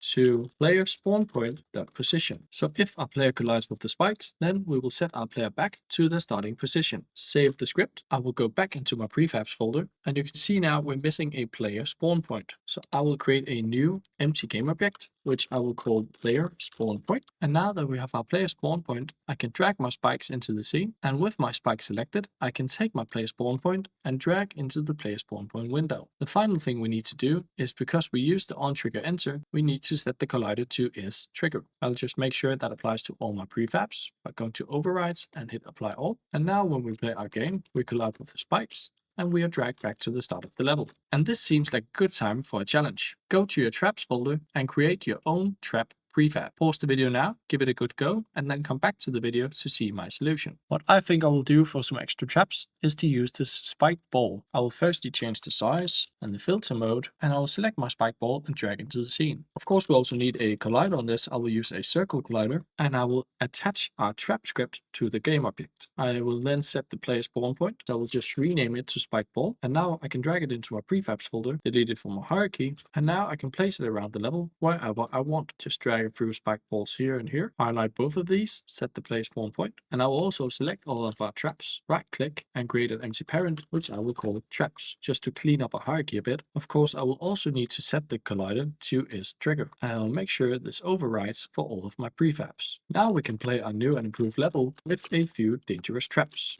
So now that we have implemented traps, I think it's time to give the player an incentive to avoid these traps by implementing a live system and a game over screen, which is shown when the player runs out of lives. Let's start out by displaying the player's lives on screen. First off, I will go to my UI canvas, and since the points text is already looking nice, I will just duplicate that, frame it, and move it down a tad. I will change the name in the hierarchy to lives text, and I will change the text to show that the player's total amount of lives is 3. Now that we've got that out of the way, we can zoom out a bit and start to create our game over screen. I will right click on my UI parent object, go to UI canvas, and create a new panel. I will name this panel game over screen, and you can already see we have a sort of an overlay on our screen, but I would like if this looked a bit different. So I'll go to my color property, change it to black, and you can use this alpha transparency slider to decide how much transparency and how much darkness you would like when showing your game over screen. All the way to the left shows the default game screen we have now, and all the way to the right gives us no transparency and a completely black screen. I will put mine around here, around 200 seems nice, to give us kind of a darkened image. I will then right click on my game over screen, go to UI canvas, and create a new text.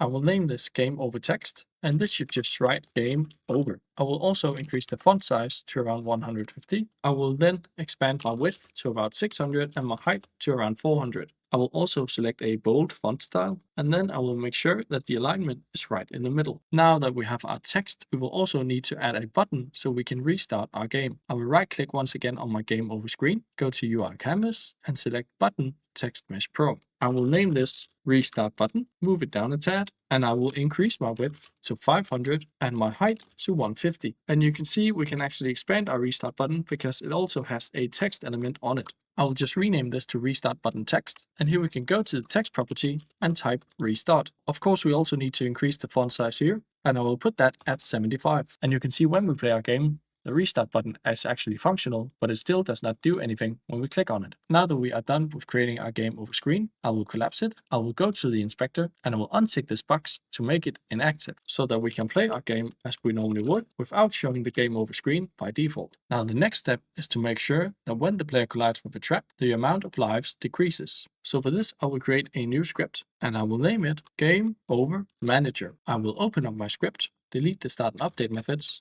and we also need the using TM Pro. Firstly, I will create 3 serialized fields. The first field will be a private int, and I will name it starting lives, and I will set this to 3. The next field would be a private TMP text, lives text, and the third field will be a private game object, game over screen. So the amount of starting lives when we start our game, the lives text is of course the text which displays the amount of lives the player has left, and this variable represents our game over screen. Finally, we will need a private int current lives. So how many lives our player has left. Then I will use the start method where I will set our current lives to be equal to our starting lives.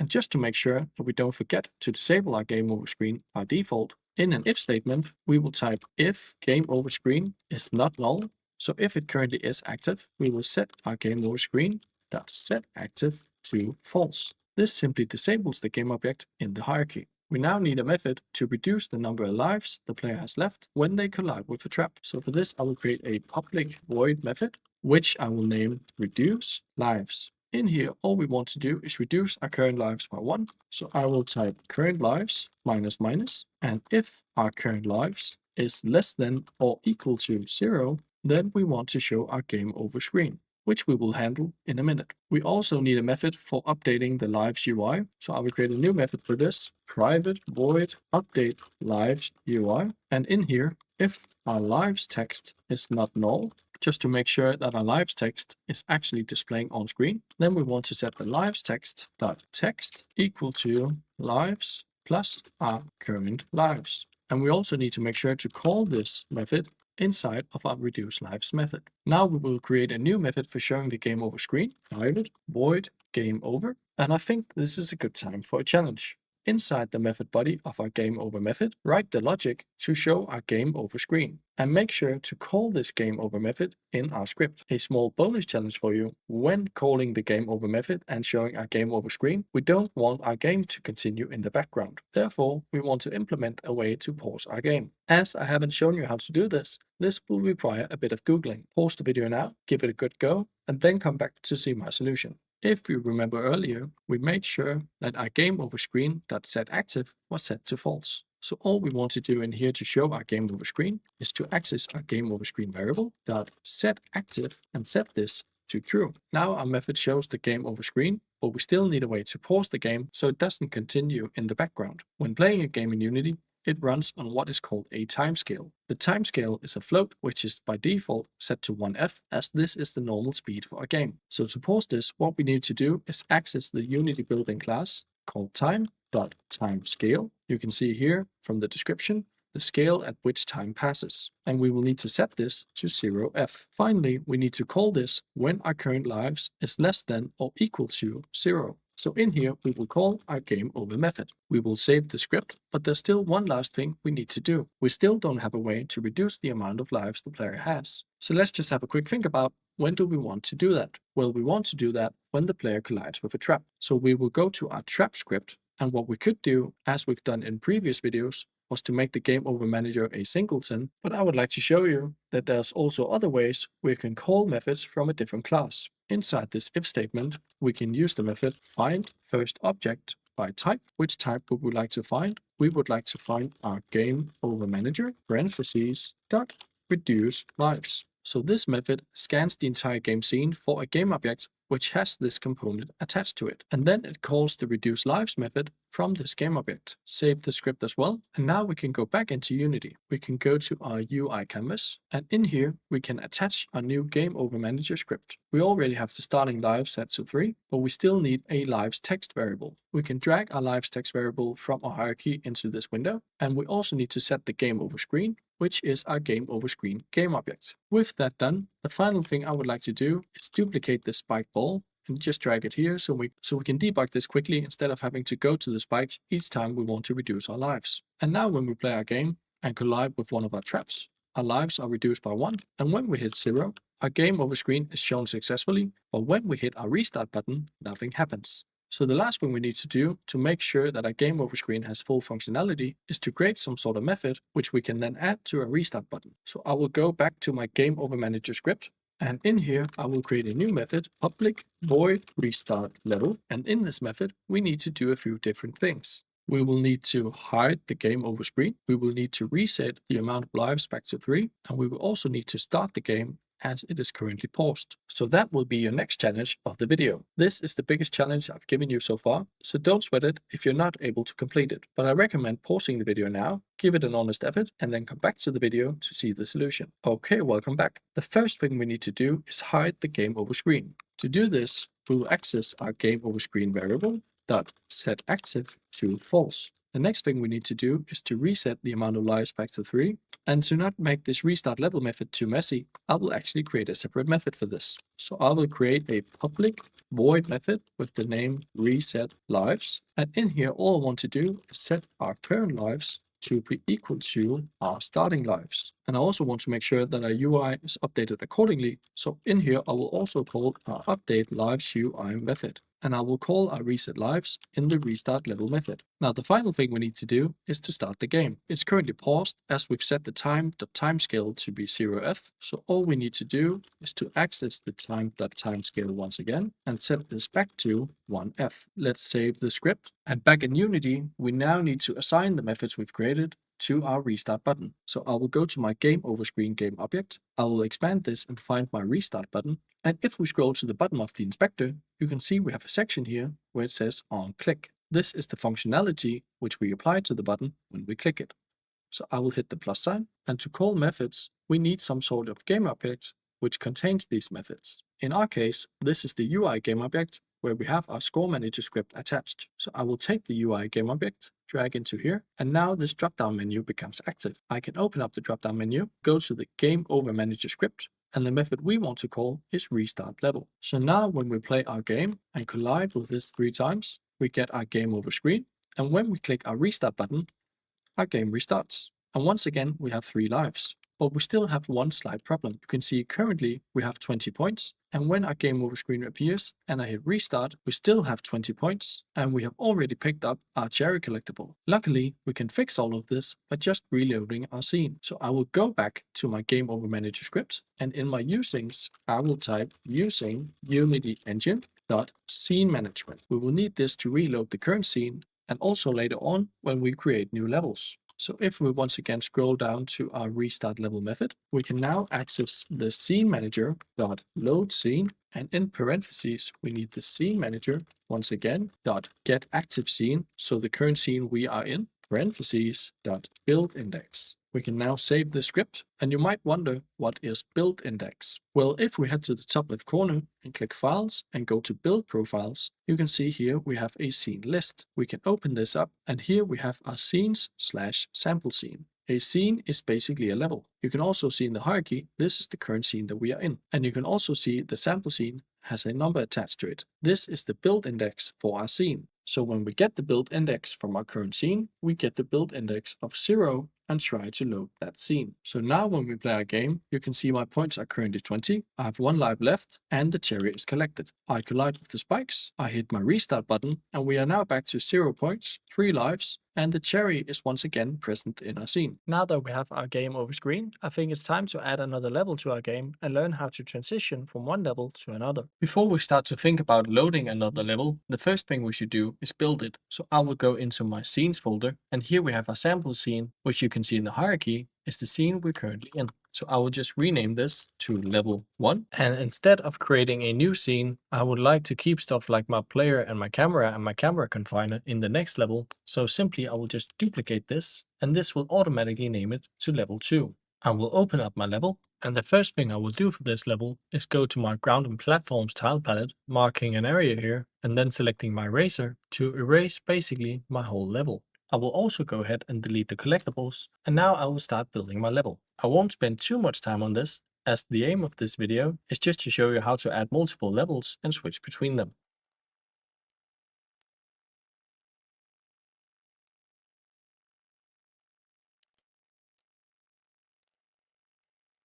To make sure that we respawn at the start of the level, we also need to create a new player spawn point and assign it in the inspector. Alright, I think I'm done building my level now, so I'll go back to my scenes folder and load the first level. If you haven't done it yet, remember to save your current level. Now that we have multiple levels, we can start creating our goal. So I will go to my assets folder, and in my imported assets, I will go to the items, checkpoints, end, and in here, we have this golden trophy. Make sure to edit the sprite so the pixels per unit is 16 and the filter mode is set to point. Then I will just simply drag the frame in here, and it's a bit too large in my opinion, so I will just scale it down a bit. And it will also need a box collider 2D to make sure that we can collide with it. I will set this box collider 2D to be trigger, and now we can collide with our goal, but we still have no script for it. So I will go back into my scripts folder and create a new monobehavior script, which I will call win sequence. I will rename my goal object to goal, and I will attach my win sequence script to it. Open up the script, and the only job of this script is to detect when the player reaches the goal and then load the next scene. So to load scenes, first we need the using Unity engine dot scene management. I will then delete the start and update methods from my script, and instead I will use the on trigger into 2D. And the first thing we need to make sure is that it's actually the player we collide with before loading the next scene. So if collision.getComponent player controller, so if the object we collide with has the component player controller on it, then we need to load the scene. In the last video, we covered build indexes. So if you don't know what that is, make sure to go back and watch the last video about creating a game over screen, because for this we will need the build index. Firstly, we need the build index for our current scene. So I will create a new int, name it current scene index, and this will be set to scene manager dot get active scene dot build index. We will also need the build index for the next scene, so we will type int next scene index equal to current scene index plus 1. Then we will use our scene manager dot load scene. Which scene do we want to load? We want to load the next scene index. So let's just go through this line by line. First, we get the build index of our current scene. Then we create the next scene index, which is just set to our current scene plus 1. And finally, we tell Unity to load that scene. So to make it a bit clearer, I will go to File and Build Profiles, and here you can see we have our scene list. If we open up that list, we can go back to our scenes folder and drag our newly created level in here. Now we have scenes level 1 and level 2. So our current build index for level 1 is 0, and the next scene index is our current scene index 0 plus 1, which means our next scene index is currently 1. And if we added another level and we were on level 2 and wanted to load level 3, then our current scene index would be 1, while our next scene index would become 2. So in this way, we can keep the method flexible and don't need to change it each time we add a new level, as long as we make sure that our scenes are arranged in the right order in the scene list. We will save the script, and now when we play our game, we can go to our end goal, and when we collide with it, the next scene loads. But you might see there's a small issue here. Our lives text is gone, and our points are set back to 0. So what we need now is to make our UI persistent between levels. We will do that by going to our scripts folder and creating a new monobehavior script, which I will name persistent UI. We will then go to our UI parent object and attach our persistent UI script as a component. When we open up the script, all we need to do is to delete the start and update methods, and instead we will use the await method. Inside await, all we need to type is build, destroy, unload. And for the parameters, we will need the current game object. So what this method does is that it keeps things persistent between levels and don't destroy them on transitioning from one level to another. We will save the script, and now when we switch between levels, we can still see our UI, we can update our lives counter, and we can display a game over screen. But now we have a new problem. When I click the restart button, our lives are reset, but our points are not. And it's the same case in our first level. If I press the restart button from the game over screen, our points are not reset, even though our collectibles are respawned. So now we also need a way to reset the score. So in our points manager script, we will scroll to the bottom and create a new public void method, which we will call reset score. And in here, all we need to do is set our points variable to 0 and update our points text to the current amount of points. And now over in our game over manager script, in our restart level method, all we need to do is to use the points manager.instance.reset score. And now when we run out of lives, you can see our points are currently 20, and when we hit restart, our points are reset. Well done on this video. We now have multiple levels and a persistent UI system that works the same across our different scenes. The next thing we're going to add is a small visual reward when the player completes the level, and we're going to do that by using particle effects and coroutines. Let's start by creating a particle effect. But before we create them, let's quickly talk about what particle effects actually are. Particle effects are small visual effects made up of lots of tiny pieces called particles. They're often used for things like explosions, smokes, or magic effects. In our case, we're going to use them to give the player a visual reward when completing the level. So let's start by going to our hierarchy, right-clicking, go to Effects, and click Particle System. You can already see we have a particle system on screen now. I will just move it so it aligns with where our end goal of the level is. Unity gives us this default particle system right away, and now we can start shaping it into the kind of effect we want. You can see in the inspector we have a lot of different sections, and each of these sections contain their own separate settings. And you can click on it once to expand the section, and you can click on it once again to collapse it. First off, I'm going to change the duration. Duration controls how long the particle system runs before it finishes. Since this is just a quick win effect, I don't want it to last too long, so I'm going to change it to 2. At a later point, we will also turn looping off, but you can see this stops the particle effect, and now we won't be able to visualize what's happening on screen anymore. So for now, I will keep looping ticked and restart our particle system, but just make a mental note of that we want to untick this box in the future. Next, I'm changing the starting lifetime. Shorter lifetime makes the effect feel quicker, while longer lifetime makes the particles hang around for longer. So I will change this to 1. I'm also going to change the starting speed. This controls how fast the particles move when they spawn. If the speed is too low, the effect can feel really weak, but if it's too high, it can feel a bit chaotic. And for my case, I want kind of a quick burst, So I'm going to set it to 25. Since this is a 2D game, we also want to change our gravity source from 3D physics to 2D physics. Next, I will change the starting color. I think for mine, I want some kind of a yellow, gold, orangey. And right now, the particle effects are a bit too big for my taste, so I'm going to change the starting size from 1 to 0.2. Next, I'm going to go into my emission section. This section controls how many particles are spawned. I'm going to add a burst. A burst means Unity spawns a bunch of particles all at once. That's exactly what I want for my level, because it should feel like one quick pop instead of a continuous spray. So I'm going to hit the plus sign, and in our preview you can see some sort of burst here like a shotgun spray. But right now, all of our particle effects are just blowing straight up into the air, and that's not what I want for my particle effect. So I'm going to collapse the emission section and go to the shape section. Right now our shape is cone, but I think I would like to change my shape to a sphere to make it go more around the end goal instead of just spraying up in the air. And now when we play it, you can see this burst kind of explosion. Now the final thing I want to do is untick this looping box, and I think I'll also change my duration from 2 to 0.5. Now when I play my particle effect, I get this nice burst explosion. Now that my particle effect is done, I would like to rename it to complete level effect, and I will go into my prefabs folder and drag it in here to make my particle effect a prefab which I can use for other levels. I will then delete it from my hierarchy. I will then head into my WinSequence script, and first I would like a field for my particle effects. So I will create a serialized field, a private game object, and I will name it WinParticles.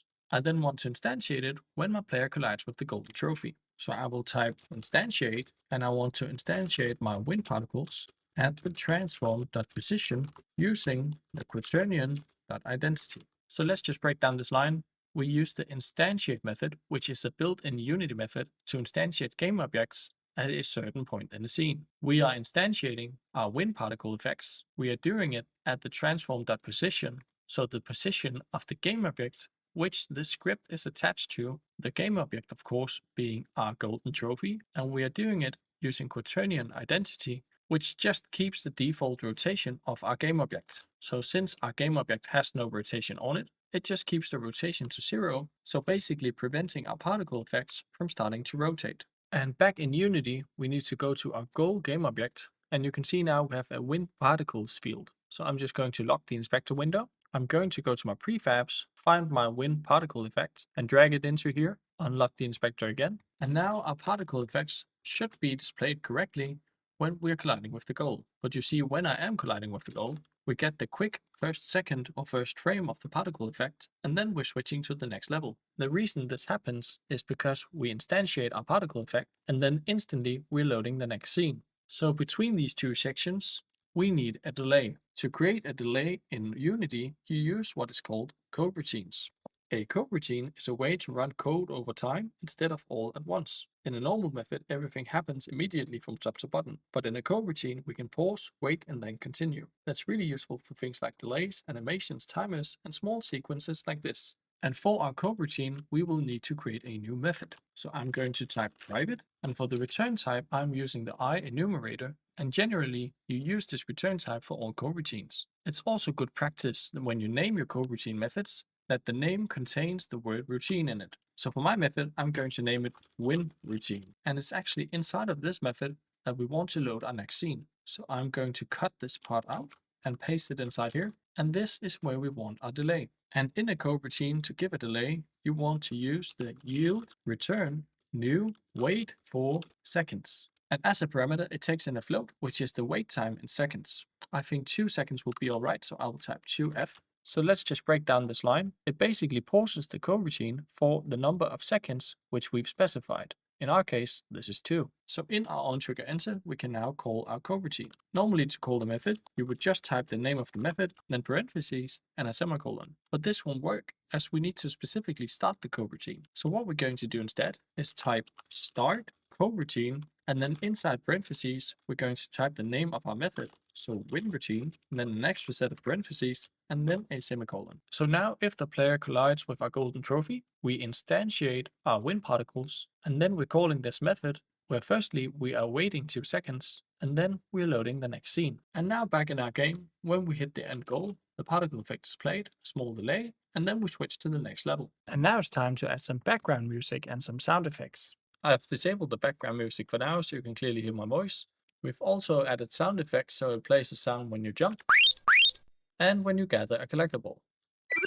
First step is to find the background music and the sound effects we want to play. I have found my background music and sound effects on Pixabay, where I've chosen this for the jump sound effect, this for the collectible sound effect, and this for the background music. I will leave links for these down in the description, but you're also free to go ahead and find your own sounds. Then back in Unity, I will create a new folder for this, which I will call audio, and inside my folder I will take the 3 sounds I've found and simply just drag them in the folder. I will just rename my 3 sounds so it's easier to differentiate between them. So now that I have my background music, my collectible sound, and my jump sound effects, I will go to my hierarchy, right click and create an empty game object, which I will name Sound Manager. I will then go to my scripts folder and create a new model behavior script, which I will also name Sound Manager. I will then go to my Sound Manager game object and attach my Sound Manager script to it. I will then open up my Sound Manager script, and for this I would like 3 serialized fields. The first will be a private audio clip jump sound, the next will be a private audio clip collectible sound, and the third one will be a private audio source,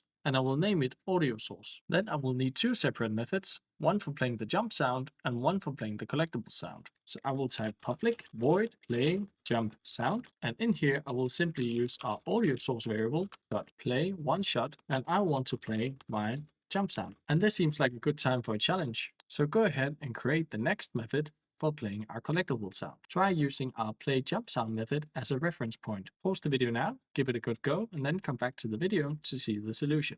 Okay, welcome back. So we need a method which is public void play collectible sound. And in here we will do the same as we did in our play jump sound method, which is audio source play one shot, but instead of jump sound, we're going to use our collectible sound. Now that we have our methods for playing the jump and the collectible sound effects, we would like to play them at the correct point in the game. So it would make sense for us to call these methods from other scripts, such as the player controller when we jump. And we will do this by making the sound manager a singleton. So I will create a public static sound manager, which I will call instance. And inside the awake method, I will type if instance is equal to null, then set the instance to this. Else, we would like to destroy the game object. So if the sound manager does not exist, then create it, and if it already exists, then destroy the instance that Unity is currently trying to create. And now we would like to call our methods at the correct points in the game. And it would make sense to play our jump sound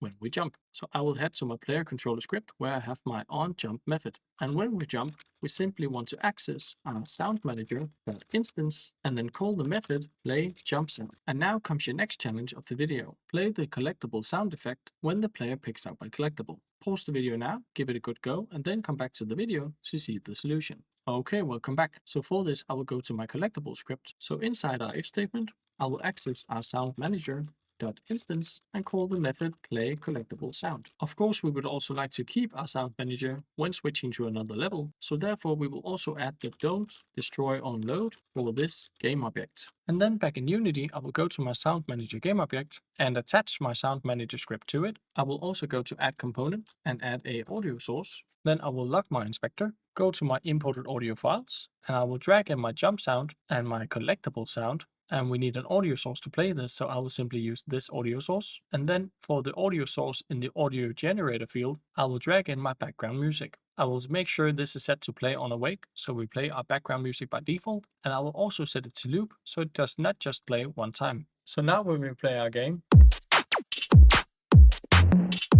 you can hear we have some awesome background music, but for the sake of hearing the other sounds as well, and my voice, I will just disable play on awake and loop for now. And now when we jump,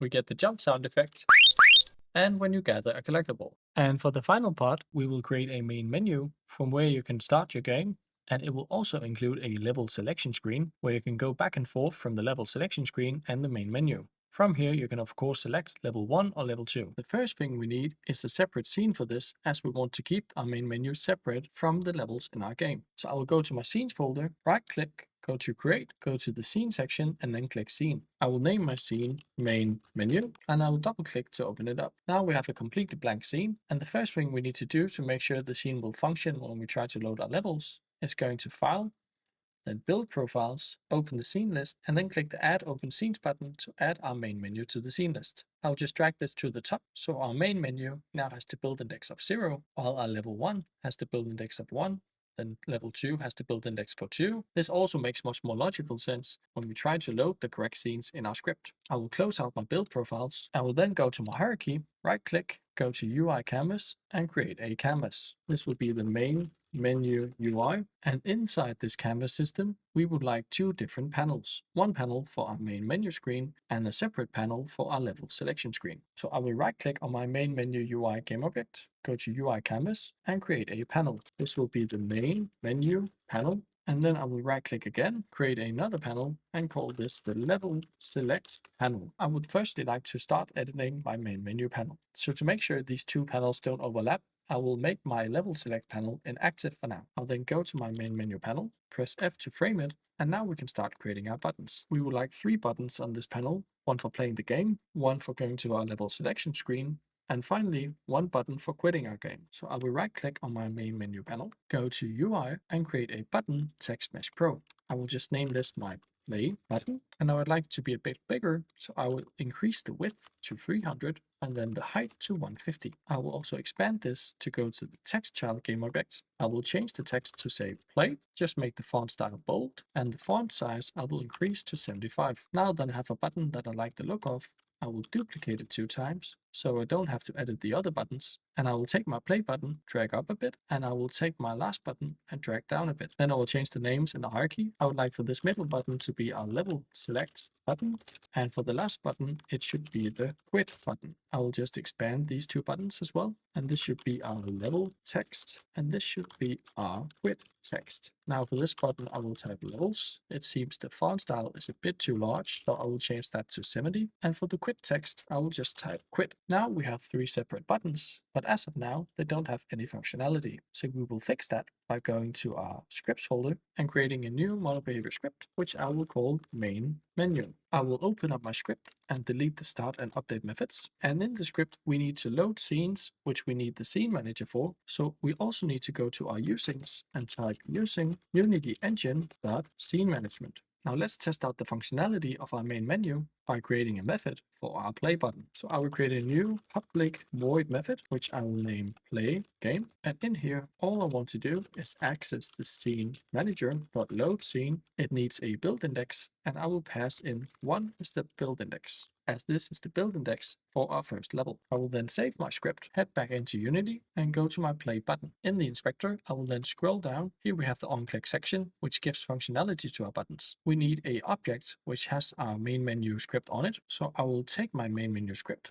and drag onto our main menu UI game object. Now that we have our script attached, I will go back to my play button. In the on click for the object field, I will drag in my main menu UI. Now this drop-down menu becomes active. We can find our main menu script and select the play game method as the functionality for our play button. And now when we start the game in the editor, I can hit the levels and the quit button. And of course nothing happens as we haven't assigned functionality to these. But when I click my play button, it loads the first level of our game. So now we know that our script and our buttons actually work. And now we can start to assign functionality to our other buttons. And I will start out by creating a method for our quit button. So I will type public void quit game. And all we need in here is the application.quit. This application.quit method will only work once you build your game and play from there. It won't work in the editor. But just to make sure that our button actually has some functionality, we can just use a debug log where we will type quit game. Now, as soon as we assign this to our quit game button, we will then have full functionality for 2 out of 3 buttons in our main menu. But we still need functionality to show our level selection screen when clicking our levels button. And what we basically want to do when clicking our levels button is hiding our main menu panel and showing our level selection panel. So to do this, I will create 2 serialized fields. One will be a private game object main menu panel,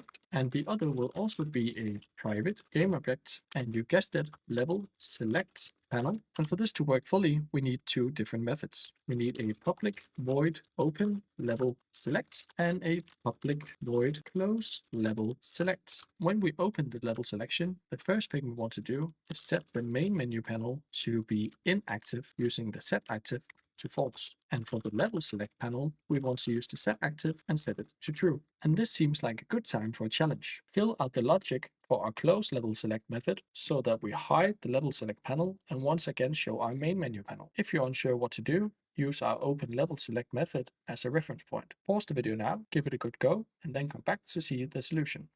Okay, welcome back. Well, all we need to do here is to do the exact opposite. So I will copy this and paste it inside this method and set the active for main menu panel to true and change the level select panel that set active to false. Now that we have the methods for quitting our game and showing and hiding our level selection screen, we can head back into Unity. And firstly, we will go to our quit button. In the on click, I will drag in the main menu UI, go to our main menu script and select the quit game method. Then for the level select button, I will do exactly the same with creating a on-click event, drag in our main menu UI, and then going to main menu, but then selecting open level select. And the final thing we need to do before playing our game is going to the main menu UI, and we need two fields for this, one for our main menu panel and one for our level selection panel. So in the main menu panel field, we will drag in our main menu panel game object, and then we will take our level select panel and drag into this field. Now when we hit play, when we click our quit button, it correctly says quit game, and when we hit our levels button, it hides the main menu panel, and you can see our level selection panel is now active in our hierarchy. But currently our level selection screen is empty. So let's fix that by adding some buttons to it. To make sure my main menu panel does not overlap with my level selection panel when creating the buttons, I will make my main menu panel inactive for now and instead enable my level select panel. I will then begin to create 3 buttons, one for selecting the first level, one for selecting the second level, and one for going back to the main menu. As you've already seen me create buttons before, I will speed up this next part.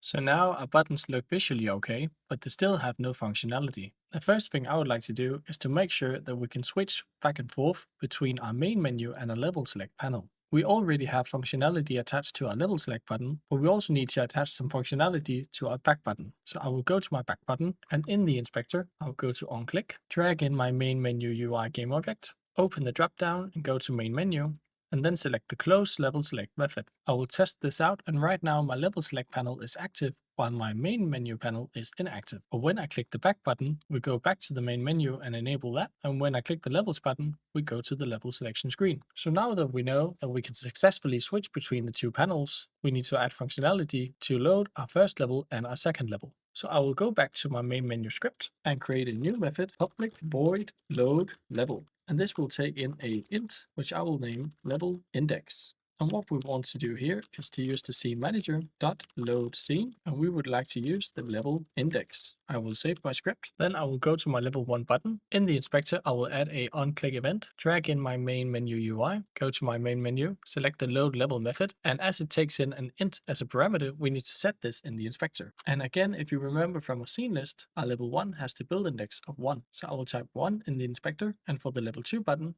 I will use the same method, but pass in 2 as my build index. I will then disable my level select panel and open up my main menu panel. And now when we play our game, we can either select play to go to our first level and play the game from the beginning, or we can go to our level selection screen, selecting level 1, or select level 2. But you might notice a small problem. Our lives UI, once again, is not showing up in our second level. Right now, we're using the don't destroy and load method to keep it active throughout our different levels. But don't destroy and load only applies to already created objects.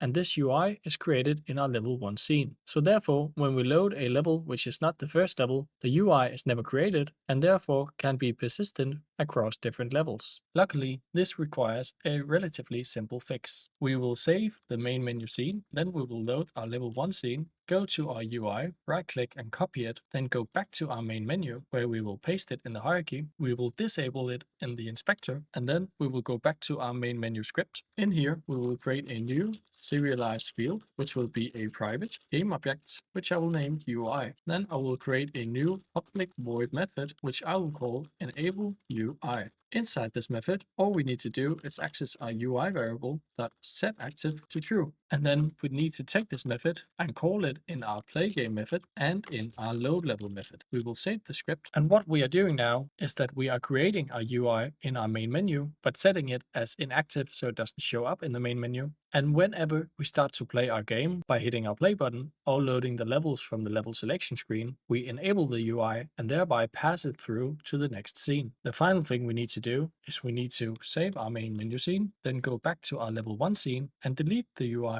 from the level 1 scene, as we don't want our UI to duplicate. We will save this, go back to our main menu scene, And the final thing we need to do is go to our main menu UI, where you can see it needs us to specify which UI we want to load. So we will grab our UI game object from the hierarchy, drag into this field, and now when we play our game, our UI is shown on screen. And this is the same case when selecting level 1 and selecting level 2. And lastly, we also want to do the same for our sound manager. So I will select the sound manager in our hierarchy. I will copy the sound manager, go to my main menu and paste it in here. I will save my scene, go back to level 1 and delete my sound manager from my hierarchy in level 1. Save that scene as well. And now when we play our game, we get the music in the main menu, which I will just disable so you can hear my voice clearly. And we will also have our sound effects in level 2. It is of course completely up to you whether you want the music to play in your main menu or you only want it to play during the game. If that's the case, you can go ahead and do the same method as we just did with our UI and disable the sound manager in the hierarchy in the main menu scene, but enable the sound manager once again when you either play the game or load a level from the level selection screen. One thing to keep in mind is that our UI and the sound manager are now created from the main menu scene. That means if I press play directly from level 1 or level 2 by selecting them inside my scenes folder, those systems won't exist because the main menu scene never loaded in the first place. So for instance, now when I try to pick up this cherry, instead of picking up the collectible, I get an error. The reason for this error is that the logic behind picking it up is attached to a UI, and the UI is not loaded when I open the scene directly from my scenes folder. For testing purposes, one option you have is to just place the UI and the sound manager game objects in each and every scene, but I'm not going to do that because when I build the game and if I at some point release it on itch.io, when you play the game, we will always start from the main menu scene first, and that means that these objects will be created normally before any level loads. So this is only something to be aware of when testing individual scenes inside the editor. And that wraps up our 2D platformer course. Thank you again for watching, and I'll see you in the next one.